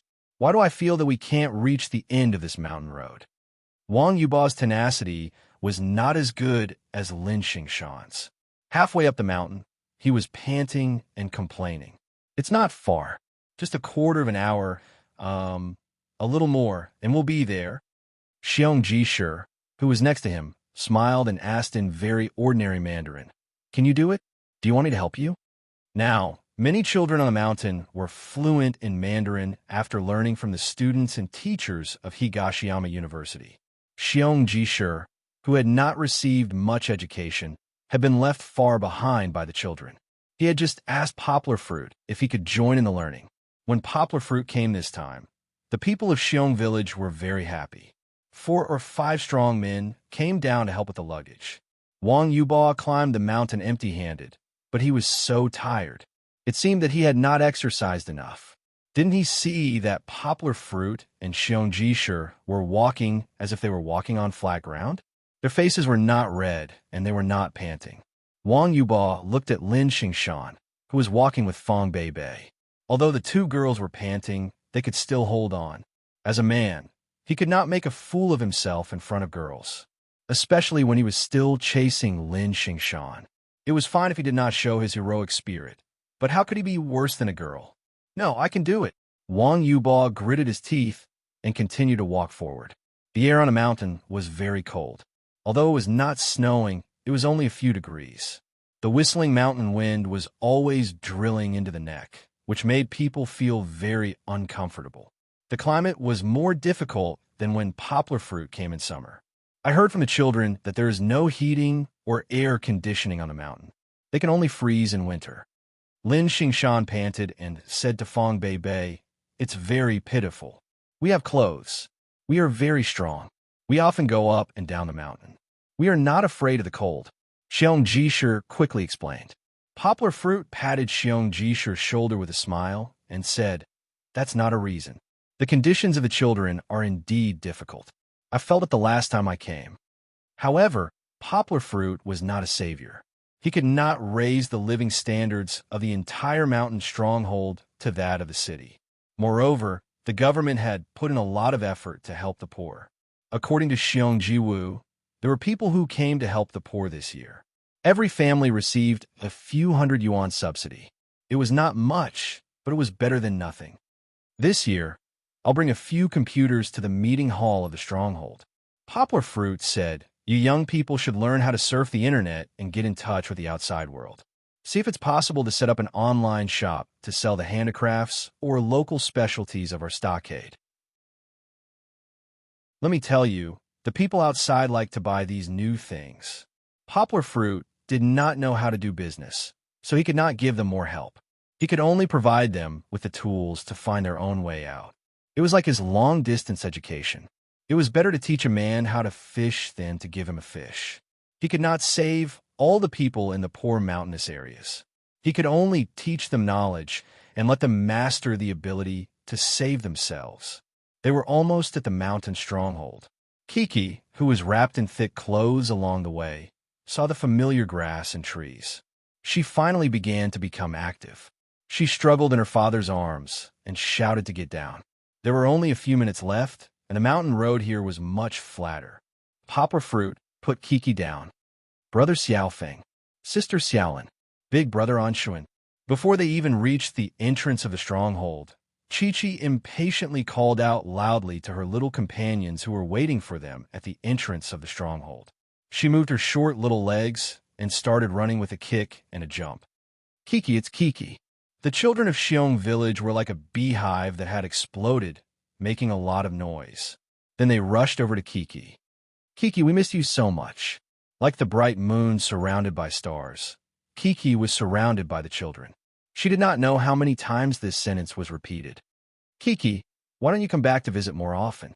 Xiong Anshuan made a fuss, pulling Kiki's hand and jumping around. Xiong Xiaolin's eyes were filled with tears. Because she was studying in the county town, she could not come back for a long time, so she did not see Kiki much. When she saw Kiki, she rushed up and hugged her, crying. However, although she was crying, her mouth could not help but open into a smile. Gidge, gidge. There were too many questions that Kiki could not hear clearly. She only felt happy, laughing loudly with so many brothers and sisters. The children's voices had cut through the tranquility of the mountain where Xiong village was located. It seemed to drive away the coldness of winter, making people feel warm in their hearts.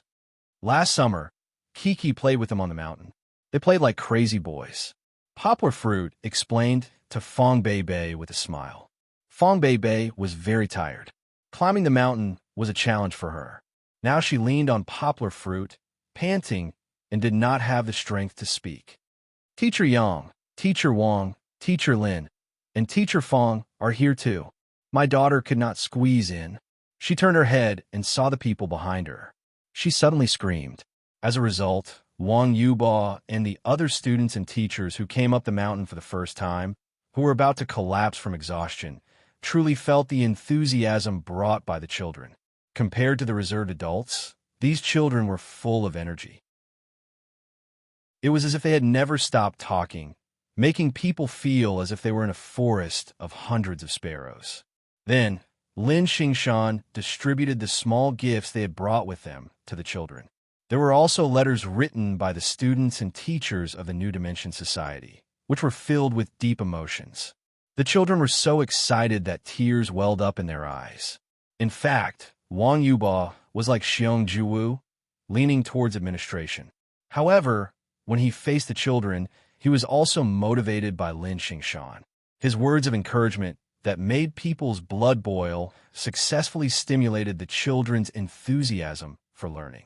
Fong Beibei naturally did not need to be mentioned. She was born with an affinity for children. Very quickly, she played together with Kiki and a group of lower-grade children. Although it was very cold outside in winter and there was no way to play outdoor activities, Fong Beibei led them to play a number game that tested their reaction speed. This caused the children's laughter to fill the entire classroom. What about Poplar Fruit?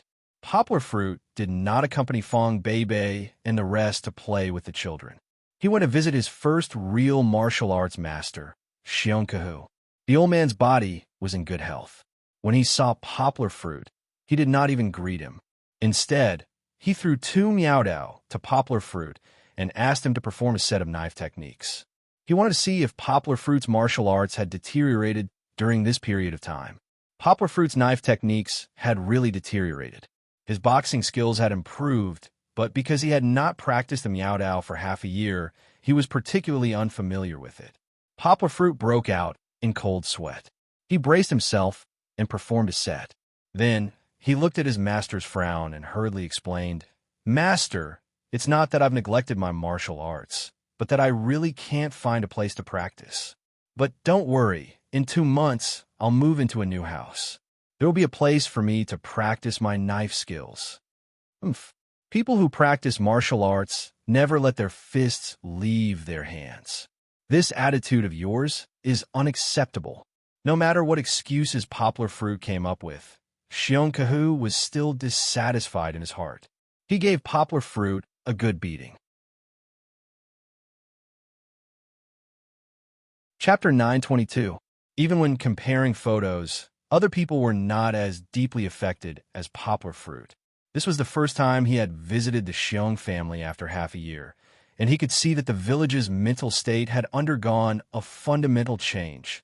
This was especially true for the children. When they first arrived, their eyes were sluggish, and they were curious when they saw strangers. However, most of them were afraid.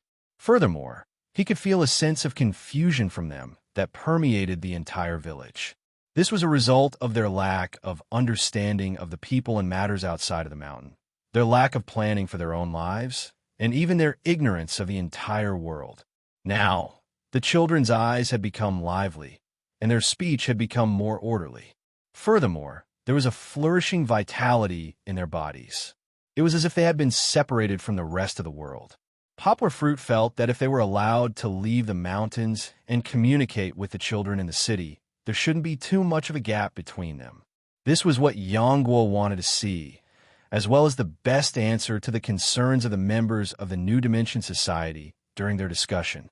Poplar Fruit believed that after half a year of distance education, these children would be able to be reborn and integrate into the rhythm of modern society. Naturally, their shabby clothes and lack of food would not change.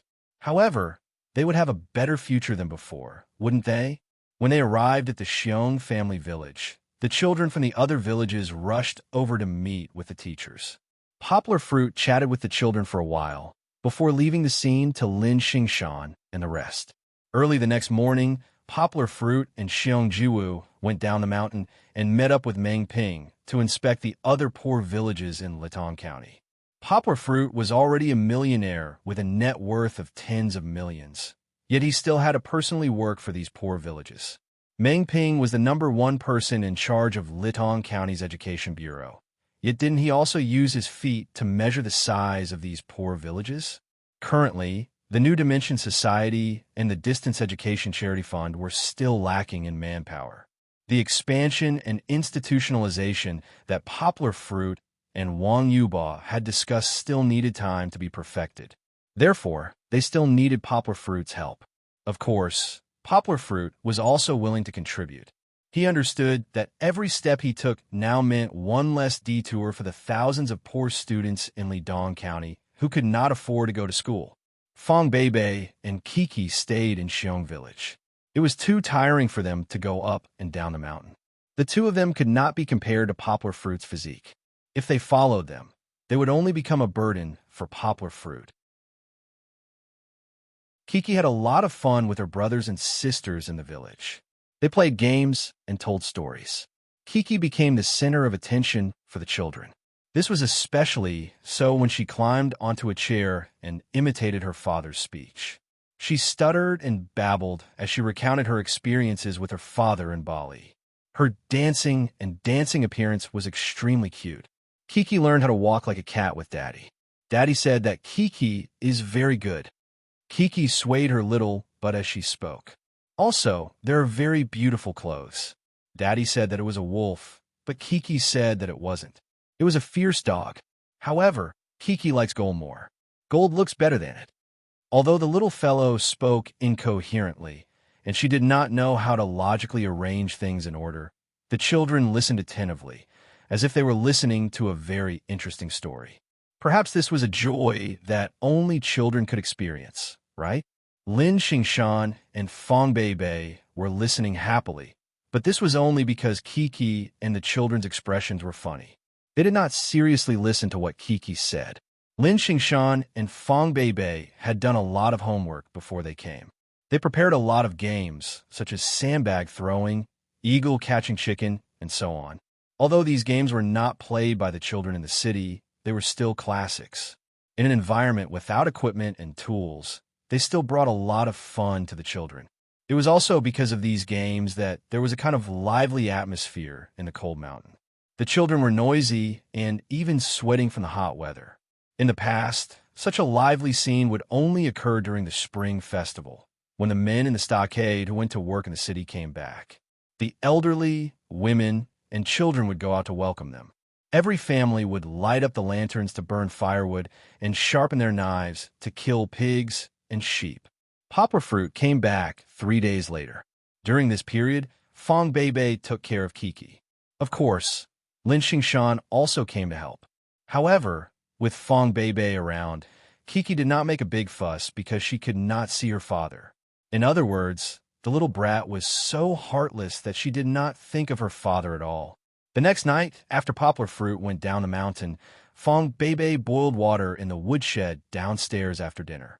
Kiki held a small sweet potato that was still a little warm and sat on a small wooden stool to watch it. Fong Beibei moved her and the small wooden stool far away from the dangerous area. Your father took us to the mountain and then left us in the mountain, Fong Beibei deliberately said with some sadness. Kiki, don't you miss your father these 2 days? Kiki misses Papa. Kiki seemed to be a little absent-minded as she replied. I don't believe it. How much does Kiki miss him? Fong Beibei shook her head and continued to ask with a smile. Very, very much. Kiki finally came back to her senses. She handed the sweet potato to Sister Beibei, opened her arms, and said with a huff, I do miss him. She seemed to be expressing her longing for her father, as deep as the sea of stars. Fong Beibei suddenly laughed. She wanted to tease the little brat. Unexpectedly, there was a call from outside. Kiki, Kiki, quickly come and see. It was Xiong Xiaofeng's voice. His voice sounded very excited. Danny dug up a cicada. It was probably a cicada larva hidden under the frozen ground in winter. It was not some novel animal. If it was Lin Xingshan, he would still keep a respectful distance from it. Only these simple children would want to show it to everyone as if it was a treasure. Hey Kiki, Kiki is here. Hearing Brother Xiong Xiaofeng's call, Kiki immediately became excited. She did not even look at the sweet potato that was just handed to Sister Bebe. She happily stood up and ran outside. Fong Bebe ran 2 steps after her. Fortunately, Kiki did not bump into the door sill. Only then did she feel relieved. Fong Bebe shook her head and muttered in amusement and anger. You still say you miss your father? You just like your father. Once there's something you like, you'll become heartless. Fortunately, this situation did not last for too long. The next night, when Kiki fell asleep, mainly because she was tired from playing during the day, Poplar Fruit pushed open the door and appeared in front of Fong Bebe. Achoo! What greeted him was Fong Bebe's muffled sneeze and her pitiful eyes. Uncle, I'm sick. Fong Bebe wrapped the blanket around her body and leaned against the edge of the bed sickly. Chapter 923. As the saying goes, you reap what you sow. Fong Bebe's father, who used to be a primary school math teacher, stood to the side with his hands clasped behind his back. He was politely talking to Yang Guo, who was digging with her but in the dirt.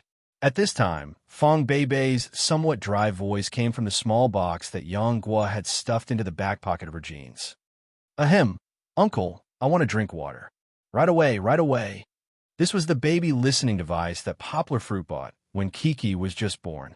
It could only transmit sound in one direction, so Poplar Fruit shouted very loudly. He wanted Fong Bebe to hear him upstairs. Poplar Fruit turned to look at Father Fong. He held the shovel with one hand and scratched his head with the other. Go, go. I know you're not there in person, go. Father Fong waved his hand and said. After receiving permission, Poplar Fruit smiled and ran into the house. At this time, Mother Fong was carrying Kiki and holding the cantaloupe that made Kiki drool. The two almost bumped into each other. Bebe wants to drink water. Poplar Fruit bowed embarrassedly and then rushed into the house. Mother Fong pursed her lips and looked at Poplar Fruit's back. She patted Kiki's back and said with a smile, Don't rush, eat slowly. Don't be as impatient as your unreliable father. She walked to the stone chair in the yard and sat down. She said to Father Fong, Look at him, he can't do great things with his personality. He's not calm, he's reckless. I don't know what makes your daughter so loyal to him. Okay, don't be sarcastic here. Let me tell you, for your daughter to find a man who loves her so much, you should thank Buddha. Father Fong actually spoke up for Poplar Fruit. Then isn't Bebe's illness caused by him? Where could he have gone? Why did he have to bring her to that remote and desolate place in Guishan province? The weather is so cold. Aren't you looking for trouble by running up the mountain? Mother Fong muttered. As her father's most loyal little guard, Kiki didn't make a sound at this moment. She focused on using her cute little front teeth to nibble on the cantaloupe in her grandmother's hand. It was so delicious. It had been 3 days since Poplar Fruit and Fong Bebe had returned from Xiong Village. Originally, they did not intend to stay on the mountain for too long. Poplar Fruit would return from his inspection, and Fong Bebe's cold had prompted them to choose not to stay on. Kiki was naturally reluctant to let her go. However, it seemed that she was affected by Fong Bebe. She caught a little cold when she went down the mountain, and it became more serious on the way back. She had to take care of the 2 sick people on the way back. Poplar Fruit and Wang Yubo took turns to drive back to Yangcheng. His inspection in Lidong County and Mengping was not optimistic. Among the poor children, there were close to 200 of them who lived in worse conditions than the children in Xiong Village. Not only were these villages located deep in the mountains, it was difficult to travel. The infrastructure there was a complete mess. Not to mention the internet. Even the basic electricity couldn't meet the needs of large appliances. Even if Poplar Fruit wanted to help them, he was powerless. The other children were still fine. Most of them lived in mountain villages that were slightly closer to the county. There were 1 or 2 villages that were bigger than Xiong Village, but the standards of the teachers there were too low. Not to mention the children in the city and the distance education. There was still a huge gap between them and the worst school in Lidong County for the children of the old textile factory workers. Apart from the close to 200 children, Poplar Fruit and Mengping had discussed a plan to expand the infrastructure after the Chinese New Year. They wanted to achieve universal distance education for all 4,000 children before the arrival of April. Naturally, the other 200 children were not abandoned. Poplar Fruit would continue to think of ways to help them. However, this required time and inspiration. Poplar Fruit, or rather, the New Translation Road and the Distance Education Charity Fund, had a heavy burden on their shoulders. On one hand, they had to send out a large number of people to help build modern educational facilities in the mountain villages. Although Fat Dragon and Kai Si-min had quite a bit of experience, they still needed to recruit more people. With just the two of them, even if they worked themselves to death, they would not be able to complete such a difficult task before the arrival of April. On the other hand, Poplar Fruit and Wang Yuba had to continue expanding the volunteer teachers of the New Dimension Society. Last semester, they had recruited many people. At that time, they felt that the number was somewhat excessive. However, from the looks of it now, there were over 4,000 children. This wasn't something that a few dozen volunteer teachers could accomplish. After all, they weren't full-time teachers. After receiving Meng Ping's notification, Poplar Fruit had been constantly considering the future development of distance education. Don't look at how it was currently only in Lidong County. Poplar Fruit believed that as long as their distance education maintained the right pace of development, there would be a day when it would spread throughout the entire country, or even the entire world. Poplar Fruit didn't dare to think about that. This way, the limitations of distance education would be revealed. It was a charitable act, which meant that the teaching staff would be mainly college volunteers. As for the college volunteers, regardless of how long it would take for them to become teachers, they wouldn't be able to spend all their time preparing lessons for the children. Therefore, they could only change their way of thinking.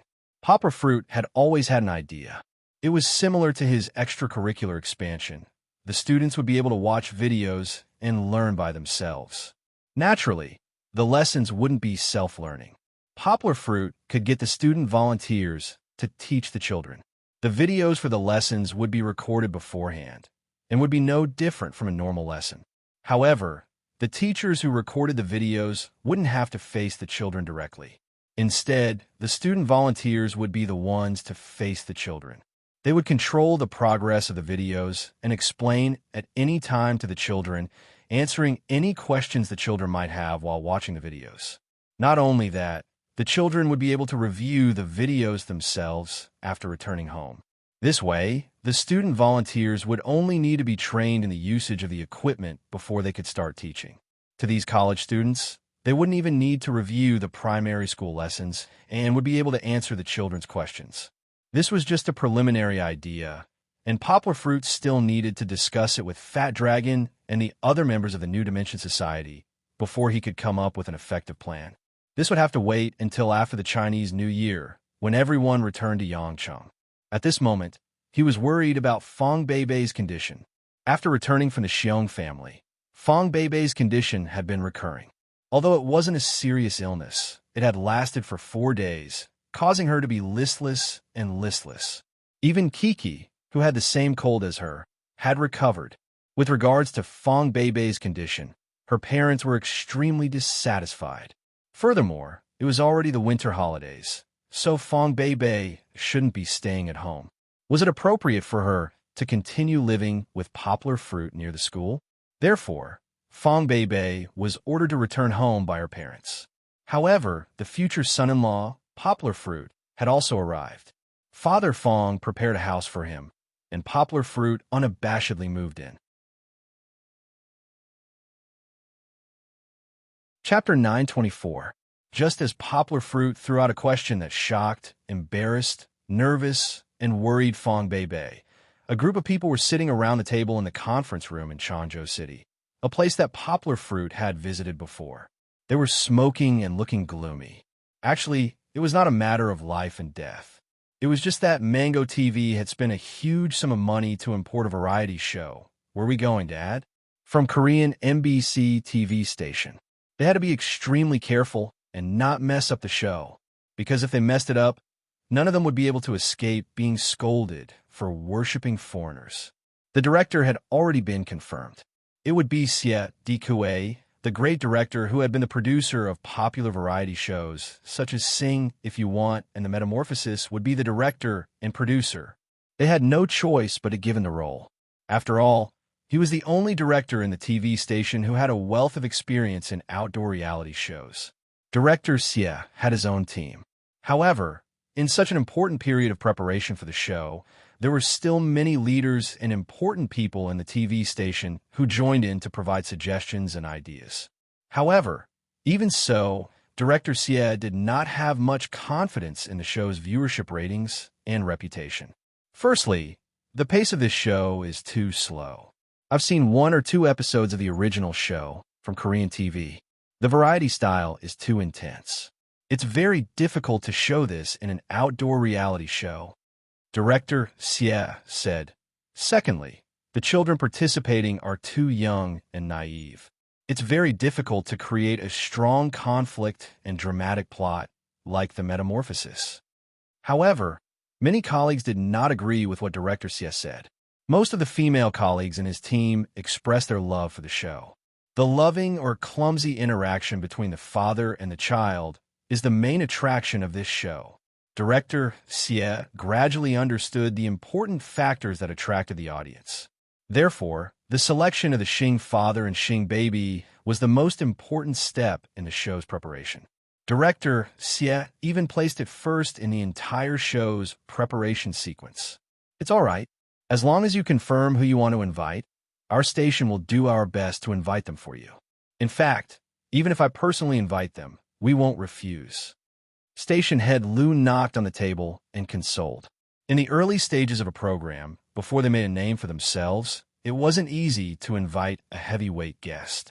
Moreover, a program like Where Are We Going, Dad? Required adults to bring their children along to participate. This wasn't a joke. Celebrities would have many concerns. On one hand, they were worried about the safety of their children. On the other hand, they were worried about whether there would be any accidents on the program that would affect their children's and their own image. Reality TV shows needed to show their true selves. It was already hard to control, not to mention those ignorant children. The TV station gathered information on all the celebrities and their children in the country.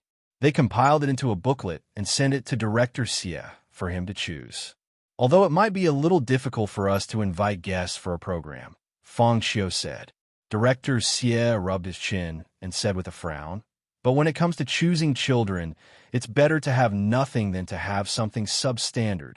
Yes, first of all, he must have a good personality and be obedient.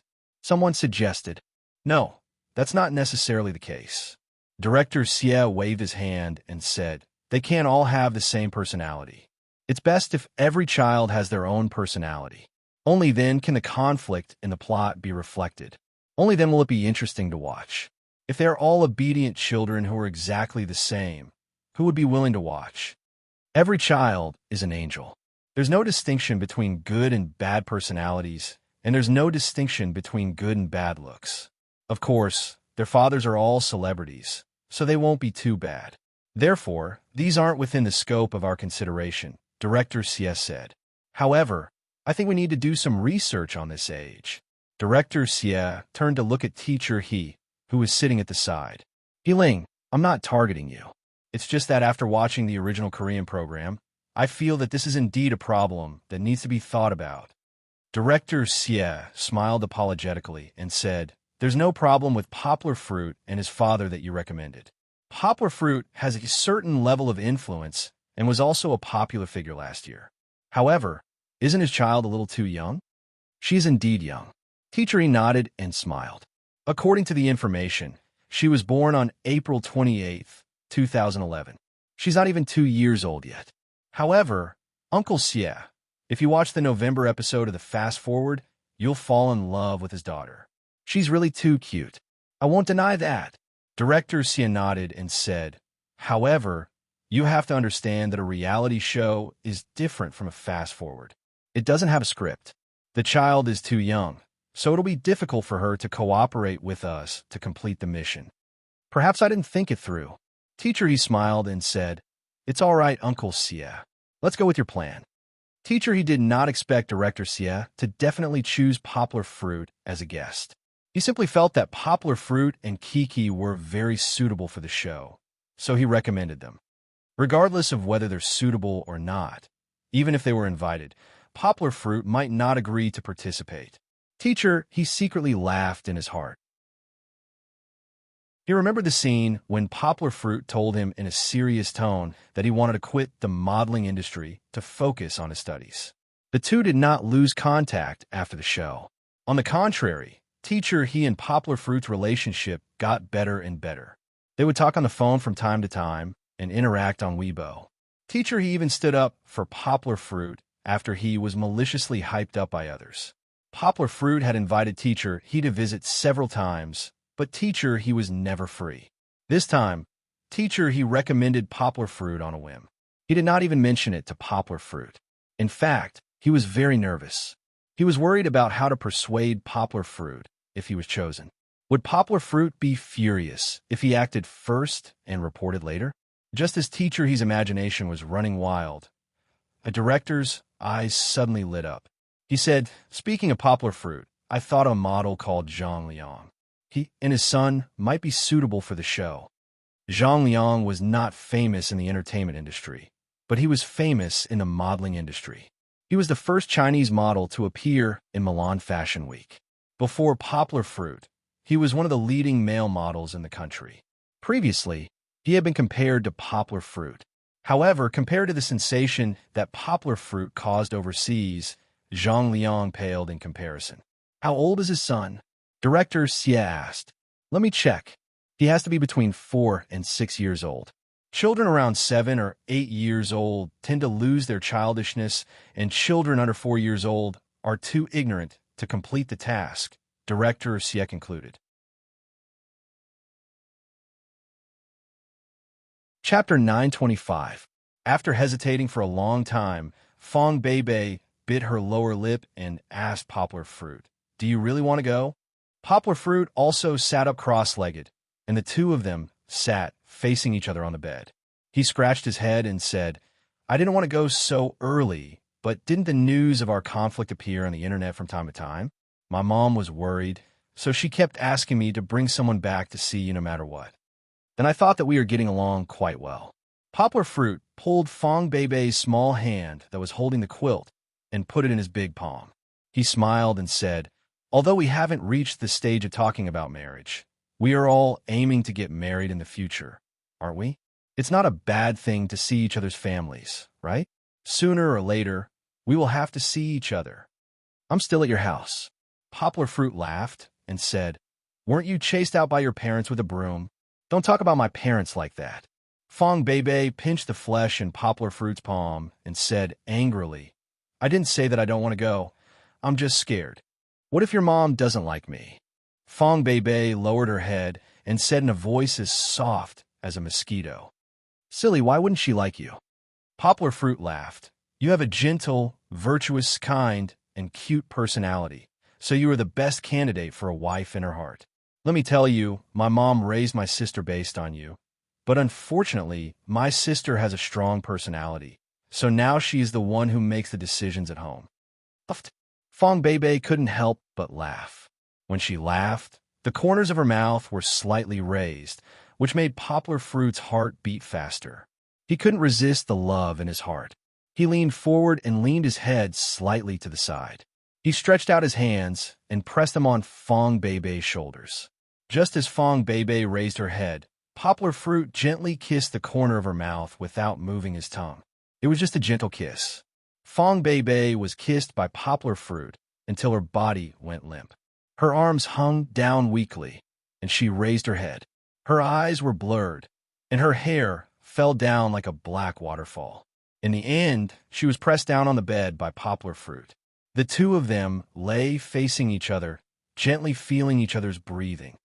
"Uncle," Fong Beibei said in a muffled voice, "I still have a cold." "I'm fine. It's best if you pass your cold to me. Then you'll be healthy." Poplar Fruit smiled, his right hand gently stroking Fong Beibei's back through her soft long hair. "I've decided." Fong Beibei's two hands grabbed Poplar Fruit's left hand and said with a grin, "I agree to go home with you." Really? Poplar Fruit was overjoyed. He pulled his girlfriend into his embrace and said with a smile, "That's great. Don't be happy so early." Fong Bebe giggled. She patted Poplar Fruit's chest and said, "If you want to bring me home, you have to convince my parents first." Poplar Fruit let out an ah sound and then asked with a puzzled look, "Isn't it just 998? Go to hell." Fong Bebe unhappily clenched her two small fists and punched Poplar Fruit's body. Ha ha ha! Just when they were having a good time, Father Fong and Mother Fong below began to get restless, especially Mother Fong. This was especially true for Mother Fong. After Chi-Chi finished eating the melon, she refused to curl up in her grandmother's arms. She struggled to get Mother Fong to release her so that she could study the little ants on the ground. Mother Fong then began to ramble on and on with Father Fong. "Old Fong, why do you think this poplar fruit has been up there for so long and hasn't come down yet?" After asking a few questions, Mother Fong saw that Father Fong was still digging around with his bag of melon seeds. She pushed a shovel and said, "Hey, Old Fong, I'm talking to you. Are you listening?" "What?" Father Fong finally reacted. He turned his head and asked unhappily. Mother Fong repeated her question. "Hey, why are you always so worried? Didn't I just say it? Poplar Fruit, go up and give Bebe some water to drink." Father Fong waved his hand and said, "Give her water to drink for more than an hour?" In fact, less than half an hour had passed, but Mother Fong said impatiently, "Is your daughter a human or a water buffalo?" "An hour?" Father Fong was shocked and asked. He was busy with his melon planting just now. How could he have the time to calculate the time? "Oh, you just found out," Mother Fong said disdainfully. "You should just fall into this pit. Then why don't you ask him to come down?" Father Fong said, "You do it. Your daughter is the son-in-law you invited." Mother Fong said righteously. Father Fong was speechless. He squatted down again and said in a muffled voice, "Forget it, young man. Give them more space. Don't disturb them all the time. Hey, you." Mother Fong was really angry with this old man. She waved her hand, shook her head, and snorted. "You only know how to be lazy. Okay, I'll ask him to come down. Poplar Fruit, come down and eat some melons." Mother Fong stood in the courtyard and shouted at Fong Bebe's window. "Your mother is shouting." Poplar Fruit sat up and smiled at Fong Bebe. "I'll go down with you. How can I get better if I'm always cooped up in the room?" Fong Bebe also got up and said. Poplar Fruit handed her a pair of long johns and a down jacket. After Fong Bebe changed, the two of them went downstairs together. "Mom, where's the melon?" Fong Bebe held Poplar Fruit's hand and walked out of the door on the first floor. "If you want to eat melon, cut yourself. You haven't recovered from your cold. Why did you come down?" Mother Fong said angrily when she saw the two of them snuggling up to each other. "I'll go cut it." Poplar Fruit smiled and turned back into the house. Fong Bebe walked down the stairs and came to the courtyard. She smiled and blocked Kiki with her hand. "I'm almost recovered from my cold," Fong Bebe said. "Besides, I have to come out to breathe some fresh air. It's easier to recover, isn't it? Kiki, don't get too close to me. I'm afraid I'll catch a cold again." "Ah, Sister Bebe, don't come over." Kiki had no intention of hugging Fong Bebe.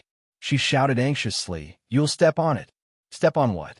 Fong Bebe squatted down curiously and looked at the cement ground in front of Kiki. It turned out to be a long line of ants. She didn't know what they were busy with. "Humph." Mother Fong snorted and didn't say anything. "Kiki, what are these ants doing?" Fong Bebe touched Kiki's little head and helped her pull the scarf around her neck. Otherwise, the scarf would be stained with mud. Ants, they're moving." Kiki thought for a long time. Finally, she looked at Mother Fong and confirmed. They weren't moving. Mother Fong just casually said it. She didn't expect the little girl to believe it.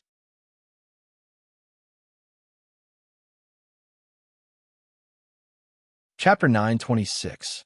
Originally, Mother Fong was the one who called Poplar Fruit down to eat the melons, but in the end, it was Poplar Fruit who went to cut the melons.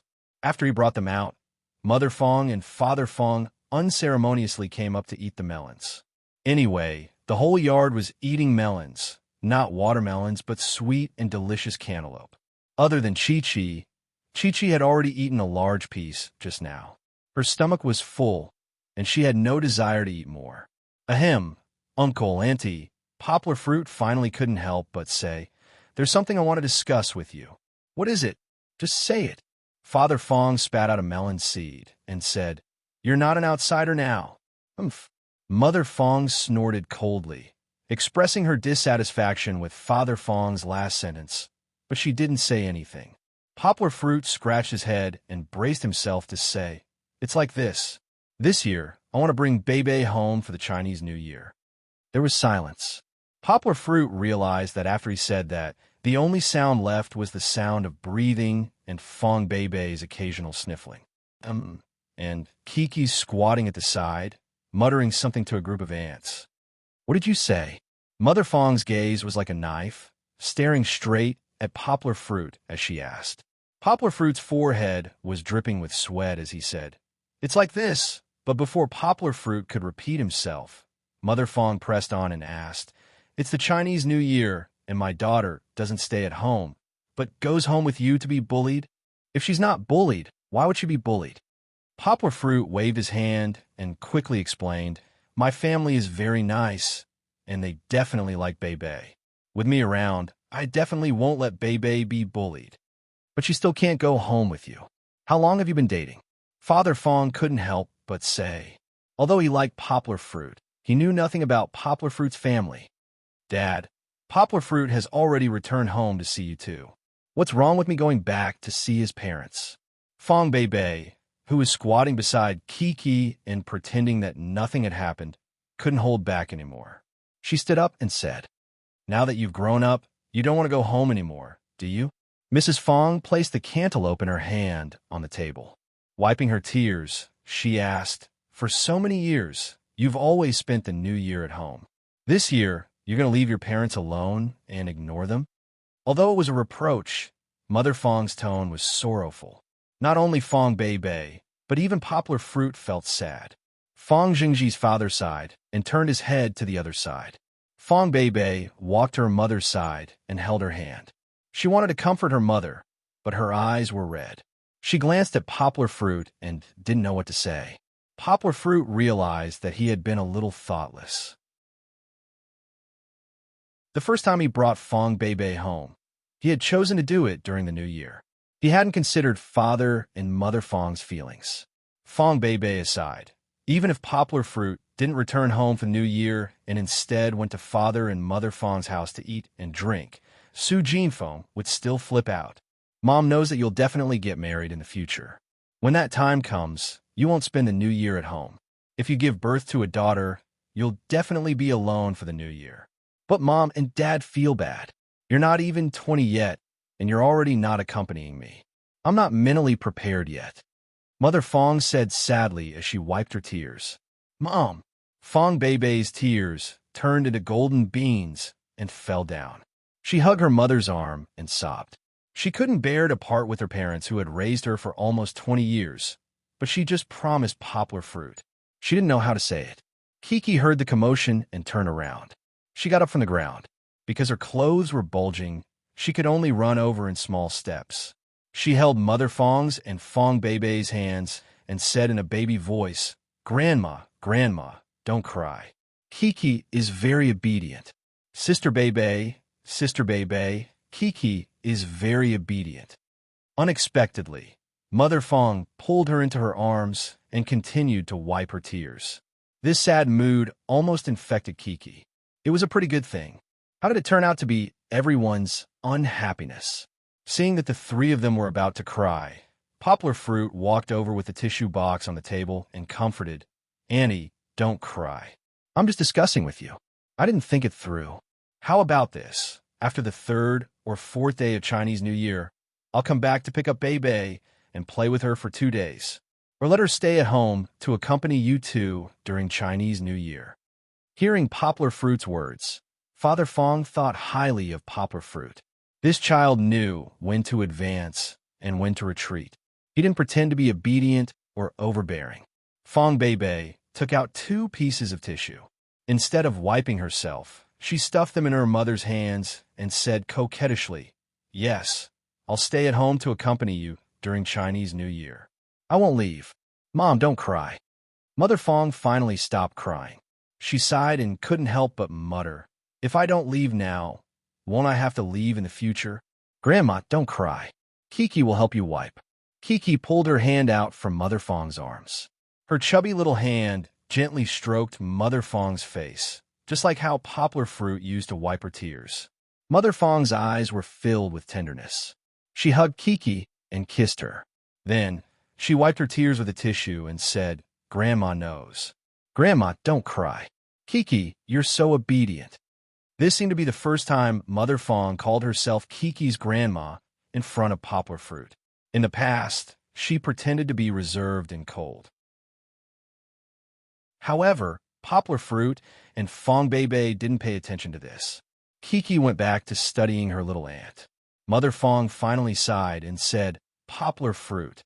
"Yes, Auntie. Go ahead." Poplar fruit stood to the side and waited. "Come back to pick up Beibei on the third day of the new year. But remember what you said. You can't let our Beibei suffer in your house." Mother Fong said, "Of course not."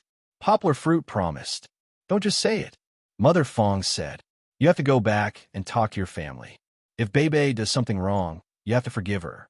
Our family's Beibei is kind-hearted. If he said something wrong, it might just be unintentional. You have to help say a few words." Poplar fruit nodded repeatedly. He remembered Mother Fong's teachings. Mother Fong wanted to say something, but hesitated. After a moment of silence, she finally said, "Let's see how Beibei is doing in your family. If he's doing well, let's arrange a time after the new year so that our families can meet." It wasn't just poplar fruit. Even Father Fong looked at Mother Fong in surprise. A few minutes ago, Mother Fong still didn't want to accept poplar fruit. Fong Beibei blushed. She hugged Mother Fong's hand and didn't say anything. Sensing the change in Mother Fong's attitude, poplar fruit was flattered. He nodded quickly. However, he was too happy. He scratched his head to hide the smile lines at the corners of his eyes. Chapter 9:27. Just as poplar fruit and Kiki went back to the teacher's apartment to pack their luggage and prepare to go back to their hometown, Zheng Yujie suddenly called. The timing was just right. Fong Beibei wasn't around, and poplar fruit hadn't returned to his hometown yet. In fact, after the airport, poplar fruit hadn't seen Zheng Yujie. After New Year's Day, when the Cine Road Company held its annual meeting, poplar fruit was at the scene. He was even pulled on a stage by Zheng Yujie to make a New Year's outlook. Of course, after the annual meeting, Zheng Yujie had a bitter chat with him in the parking lot for a while. The content of the chat was needless to say, and everyone could guess it. This time, Zheng Yujie was silent for a while before she said, "I want to treat you to a meal." Listening to her tone, there was a high degree of hesitation, which made poplar fruit a little puzzled. One had to know that Zheng Yujie had always been straightforward. Why had she ever hesitated to treat him to a meal? Could it be that she felt embarrassed because Fong Beibei was between them? Poplar fruit sighed, slightly in his heart. He was a little sad. He was touched by Zheng Yujie's deep affection and even infatuation, but he couldn't accept it. From the perspective of a good friend, seeing that Zheng Yujie was uncomfortable to treat him to a meal, poplar fruit couldn't help but soften his heart and say, "Okay, when and where? You can think about it again. If it's really inconvenient, you don't have to come." Zheng Yujie hesitated and said, "It's not inconvenient. It's just a meal with you. It's not a bad thing." Poplar fruit laughed and said, "I will tell my girlfriend." Yes, now, whatever poplar fruit and Zheng Yujie did, he would tell Fong Beibei in advance. This wasn't asking for instructions, nor was it Fong Beibei forcing him to do so. Poplar fruit just felt that instead of leaving things to be explained in the future, it was better to make things clear now to avoid misunderstanding and making his girlfriend unhappy in the future. However, with poplar fruit's EQ, he wouldn't discover his negligence. What happened now and in the future had eliminated the potential crisis, but what about the past?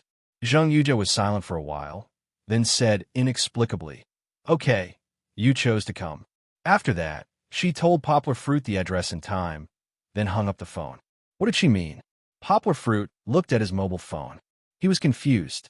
Soon, Poplar Fruit understood what Zheng Yujia meant. When they arrived at the hotel room that Zheng Yujia mentioned, Poplar Fruit pushed the door open and let his father's little follower, Kiki, go in first. Then he looked up at Zheng Yujia and smiled. Yujia, it's just two people, you. Yang's words came to an abrupt end. He swallowed his complaints about Zheng Yujia asking for a first wife back into his stomach. He looked at the man beside Zheng Yujia, and his forehead was full of cold sweat. How could he not know him? In recent months, the man's photo often appeared in the local newspapers of Guangdong province. Even if Poplar Fruit didn't pay special attention to him, it was impossible for him not to recognize who he was. Uncle Zheng, Poplar Fruit said hesitantly. That's right, the man sitting beside Zheng Yujia was Zheng Yujia's father, Guangdong province's top leader, Zheng Mingsheng. Zheng Mingsheng was wearing a black Chinese tunic suit.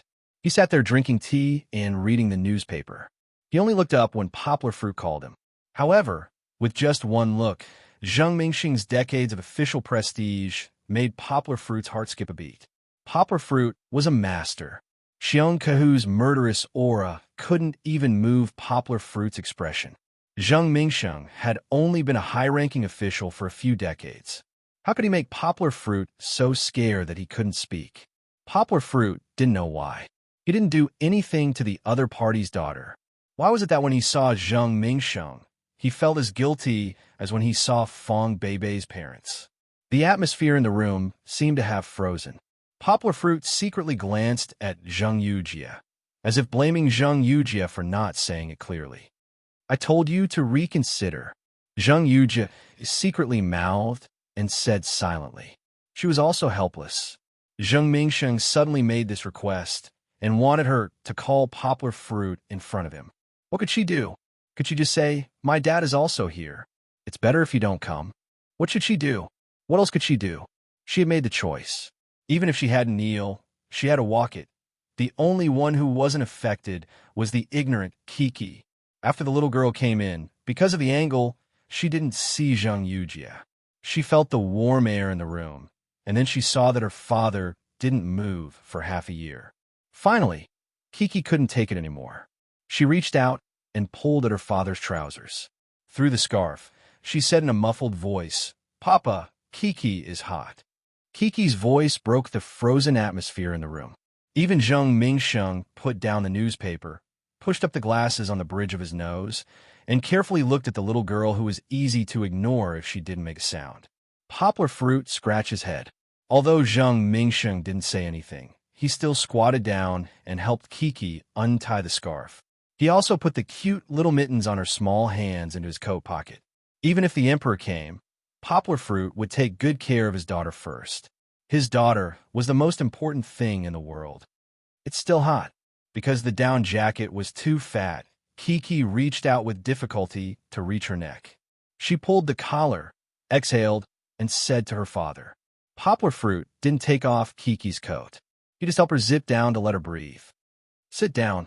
In front of the child, Zheng Mingsheng didn't want to leave Poplar Fruit hanging. He pointed to the seat in front of him near the door, then turned to Zheng Yujia and said, "Go and ask the waiter to add a seat for the child." "No, I'll go," Poplar Fruit said with a smile. Although Zheng Yujia had already pushed the chair away and stood up, Poplar Fruit went out to call the waiter first. Kiki raised her head, blinked her big eyes, and happily shook her two small arms and called, "Auntie."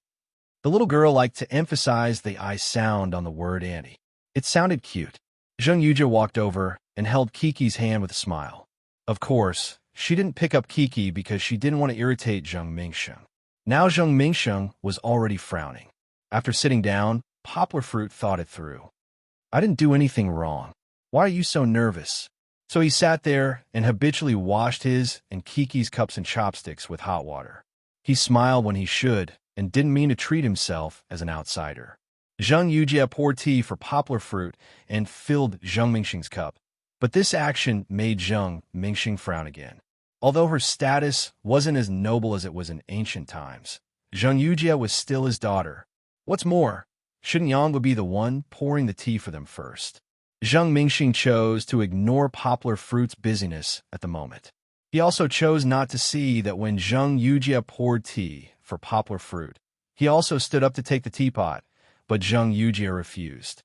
"You are Poplar Fruit?" Zheng Mingsheng didn't drink the tea. He stared straight at Poplar Fruit and asked.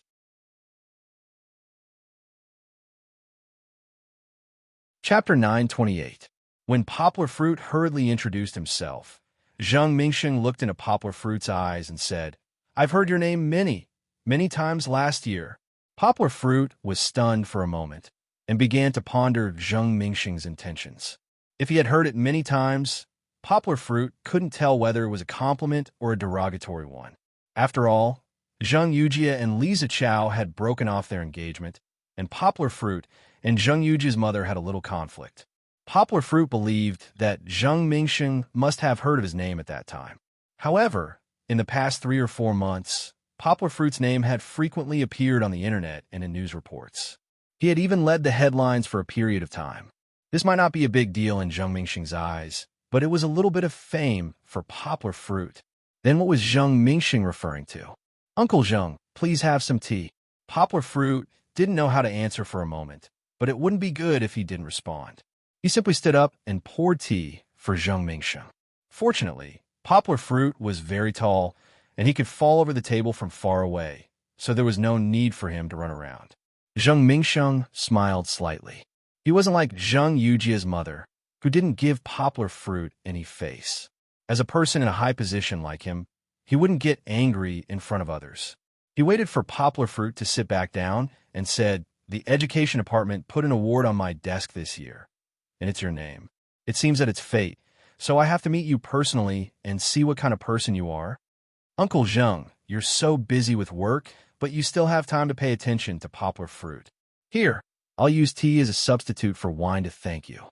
Poplar Fruit drank the tea in one gulp, then smiled and said, "However, awards are just empty titles. It's best if I have them, but if I don't, I won't feel sorry. Don't worry." Poplar Fruit had just heard the slight threat in Zheng Mingsheng's tone. He took a step back in order to advance and made his attitude clear. "You can do whatever you want. I don't care." Just like how Poplar Fruit always called Zheng Mingsheng Uncle Zheng instead of Secretary Zheng, he wanted to put Zheng Mingsheng in the position of his friend's father. As for the first leader of Guangdong province, it had nothing to do with him. Zheng Mingsheng was stunned. He was amused for a moment. He has some pride. "What an interesting guy." He smiled indifferently and said, "Although you don't care, there are always a lot of people who care, such as Su Kai-jin of the education department and the leaders of your school who are helping you." "Dad," Zheng Yujie said discontentedly, "why do you always put on airs when you invite Poplar Fruit out for dinner? Can't you talk nicely? It's almost the new year. If you're not happy, then let the ordinary people under your rule live happily, okay?" Zheng Yujie was really hot-tempered. She didn't even give her father face when talking to him. Zheng Mingsheng's face became serious. He turned his head and reprimanded her. "How many times have I told you? In the future, don't bring your spirit to me when you talk and do things. In the past, you were still young, so I didn't care about you. But now you have to deal with all kinds of people when you open a company and a publishing house. How old do you want me to protect you? Will you never grow up?" Zheng Yujie was scolded by her father, but her face was still full of smiles. She looked unmoved. In fact, this was her purpose. She wanted to divert her father's firepower and not let him put too much pressure on Poplar Fruit. "And you, Poplar Fruit." Zheng Mingsheng pointed at Poplar Fruit, who was trembling with fear. However, when he saw my daughter, who was sitting next to Poplar Fruit and looking at him obediently, Zheng Mingsheng paused. His tone softened a little and said, "You and her are now partners. And good friends," Poplar Fruit added. Hearing Yang Guo's words, Zheng Mingsheng felt awkward. He pretended that he didn't hear anything and continued, "I hope that you could be a positive influence on her. You have a good personality. You're not arrogant or rash. But her temper is like a barrel of gunpowder. She'll explode at the slightest touch. If she doesn't change, I don't know how much trouble she'll cause and how many losses she'll suffer in the future. Do you understand what I mean?" He understood the reason. But how could a person's character be changed so easily? Poplar Fruit scratched his head and said to Zheng Mingsheng, Uncle Zheng, don't worry. I'll talk to her. Poplar Fruit turned his head and looked at Zheng Yujia, who was holding her head high like a little swan. He explained, Yujia, your father is doing this for your own good, right? If there's a problem, we could talk it out. Arguing won't solve the problem. Zheng Yujia glanced at him and said in a slightly relaxed tone, Didn't I speak for you? I know. You're doing this for my own good. But that depends on the situation. Poplar Fruit laughed. Your father didn't hit or scold me. We were still talking. It's fine, it's fine. You apologized to your father. After all, your tone just now was wrong, right? Poplar Fruit persuaded. Zheng Yujia nodded and said to Zheng Mingsheng, Dad, I'm sorry. Her eyes were smiling as if her trick had succeeded. In fact, Zheng Yujia's sudden attack was fake. She wanted to divert Zheng Mingsheng's anger. She was willing to apologize. Among those present, probably only Poplar Fruit and Kiki were in the dark. Who was Zheng Mingsheng? How could he be scared by Zheng Yujia? The reason why he played along was that he wanted to see how the relationship between Poplar Fruit and his daughter was. However, the conclusion didn't make him happy. Poplar Fruit's mind was relatively simple. He did treat Zheng Yujia as a good friend, but Zheng Yujia's performance was too spineless. Usually, she was so stubborn that she didn't even listen to him, her father. Now, she was like an obedient child, obedient to Poplar Fruit's words. Zheng Mingsheng was a little upset, but he didn't show it. At least, there was still a piece of good news, wasn't there? Yang Guo was just like how he was described on the internet. He was very devoted to his girlfriend and treated his daughter with respect. There wasn't much emotional interaction between the two of them. As for how to comfort Zheng Yujia and let her let go of this impossible love from the beginning, that was the Zheng family's own family business. For this reason, Zheng Mingsheng's attitude towards Poplar Fruit was slightly eased, and he didn't ask aggressive questions like at the beginning. Since they were here to eat, they naturally couldn't just chat. After the dishes were served, Zheng Mingsheng called Yang Guo and the others to eat. However, with Zheng Mingsheng, the big boss, Poplar Fruit ate a little unnaturally. Anyway, he couldn't taste the taste, so Poplar Fruit focused on feeding Kiki. Zheng Mingsheng ate a few mouthfuls, then put down his chopsticks and turned to ask Zheng Yujia, How is your New Translation Road publishing house now? He was very interested in New Translation Road Publishing House. On the one hand, New Translation Road Publishing House was on the right path, spreading Chinese culture abroad. On the other hand, the name of the publishing house was given by him.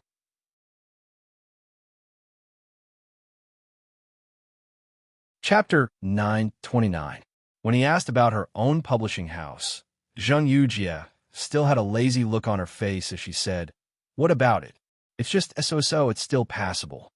Poplar Fruit didn't know that Zheng Yujia's attitude was mainly because Zheng Mingsheng was too indifferent to Zheng Yujia in the past.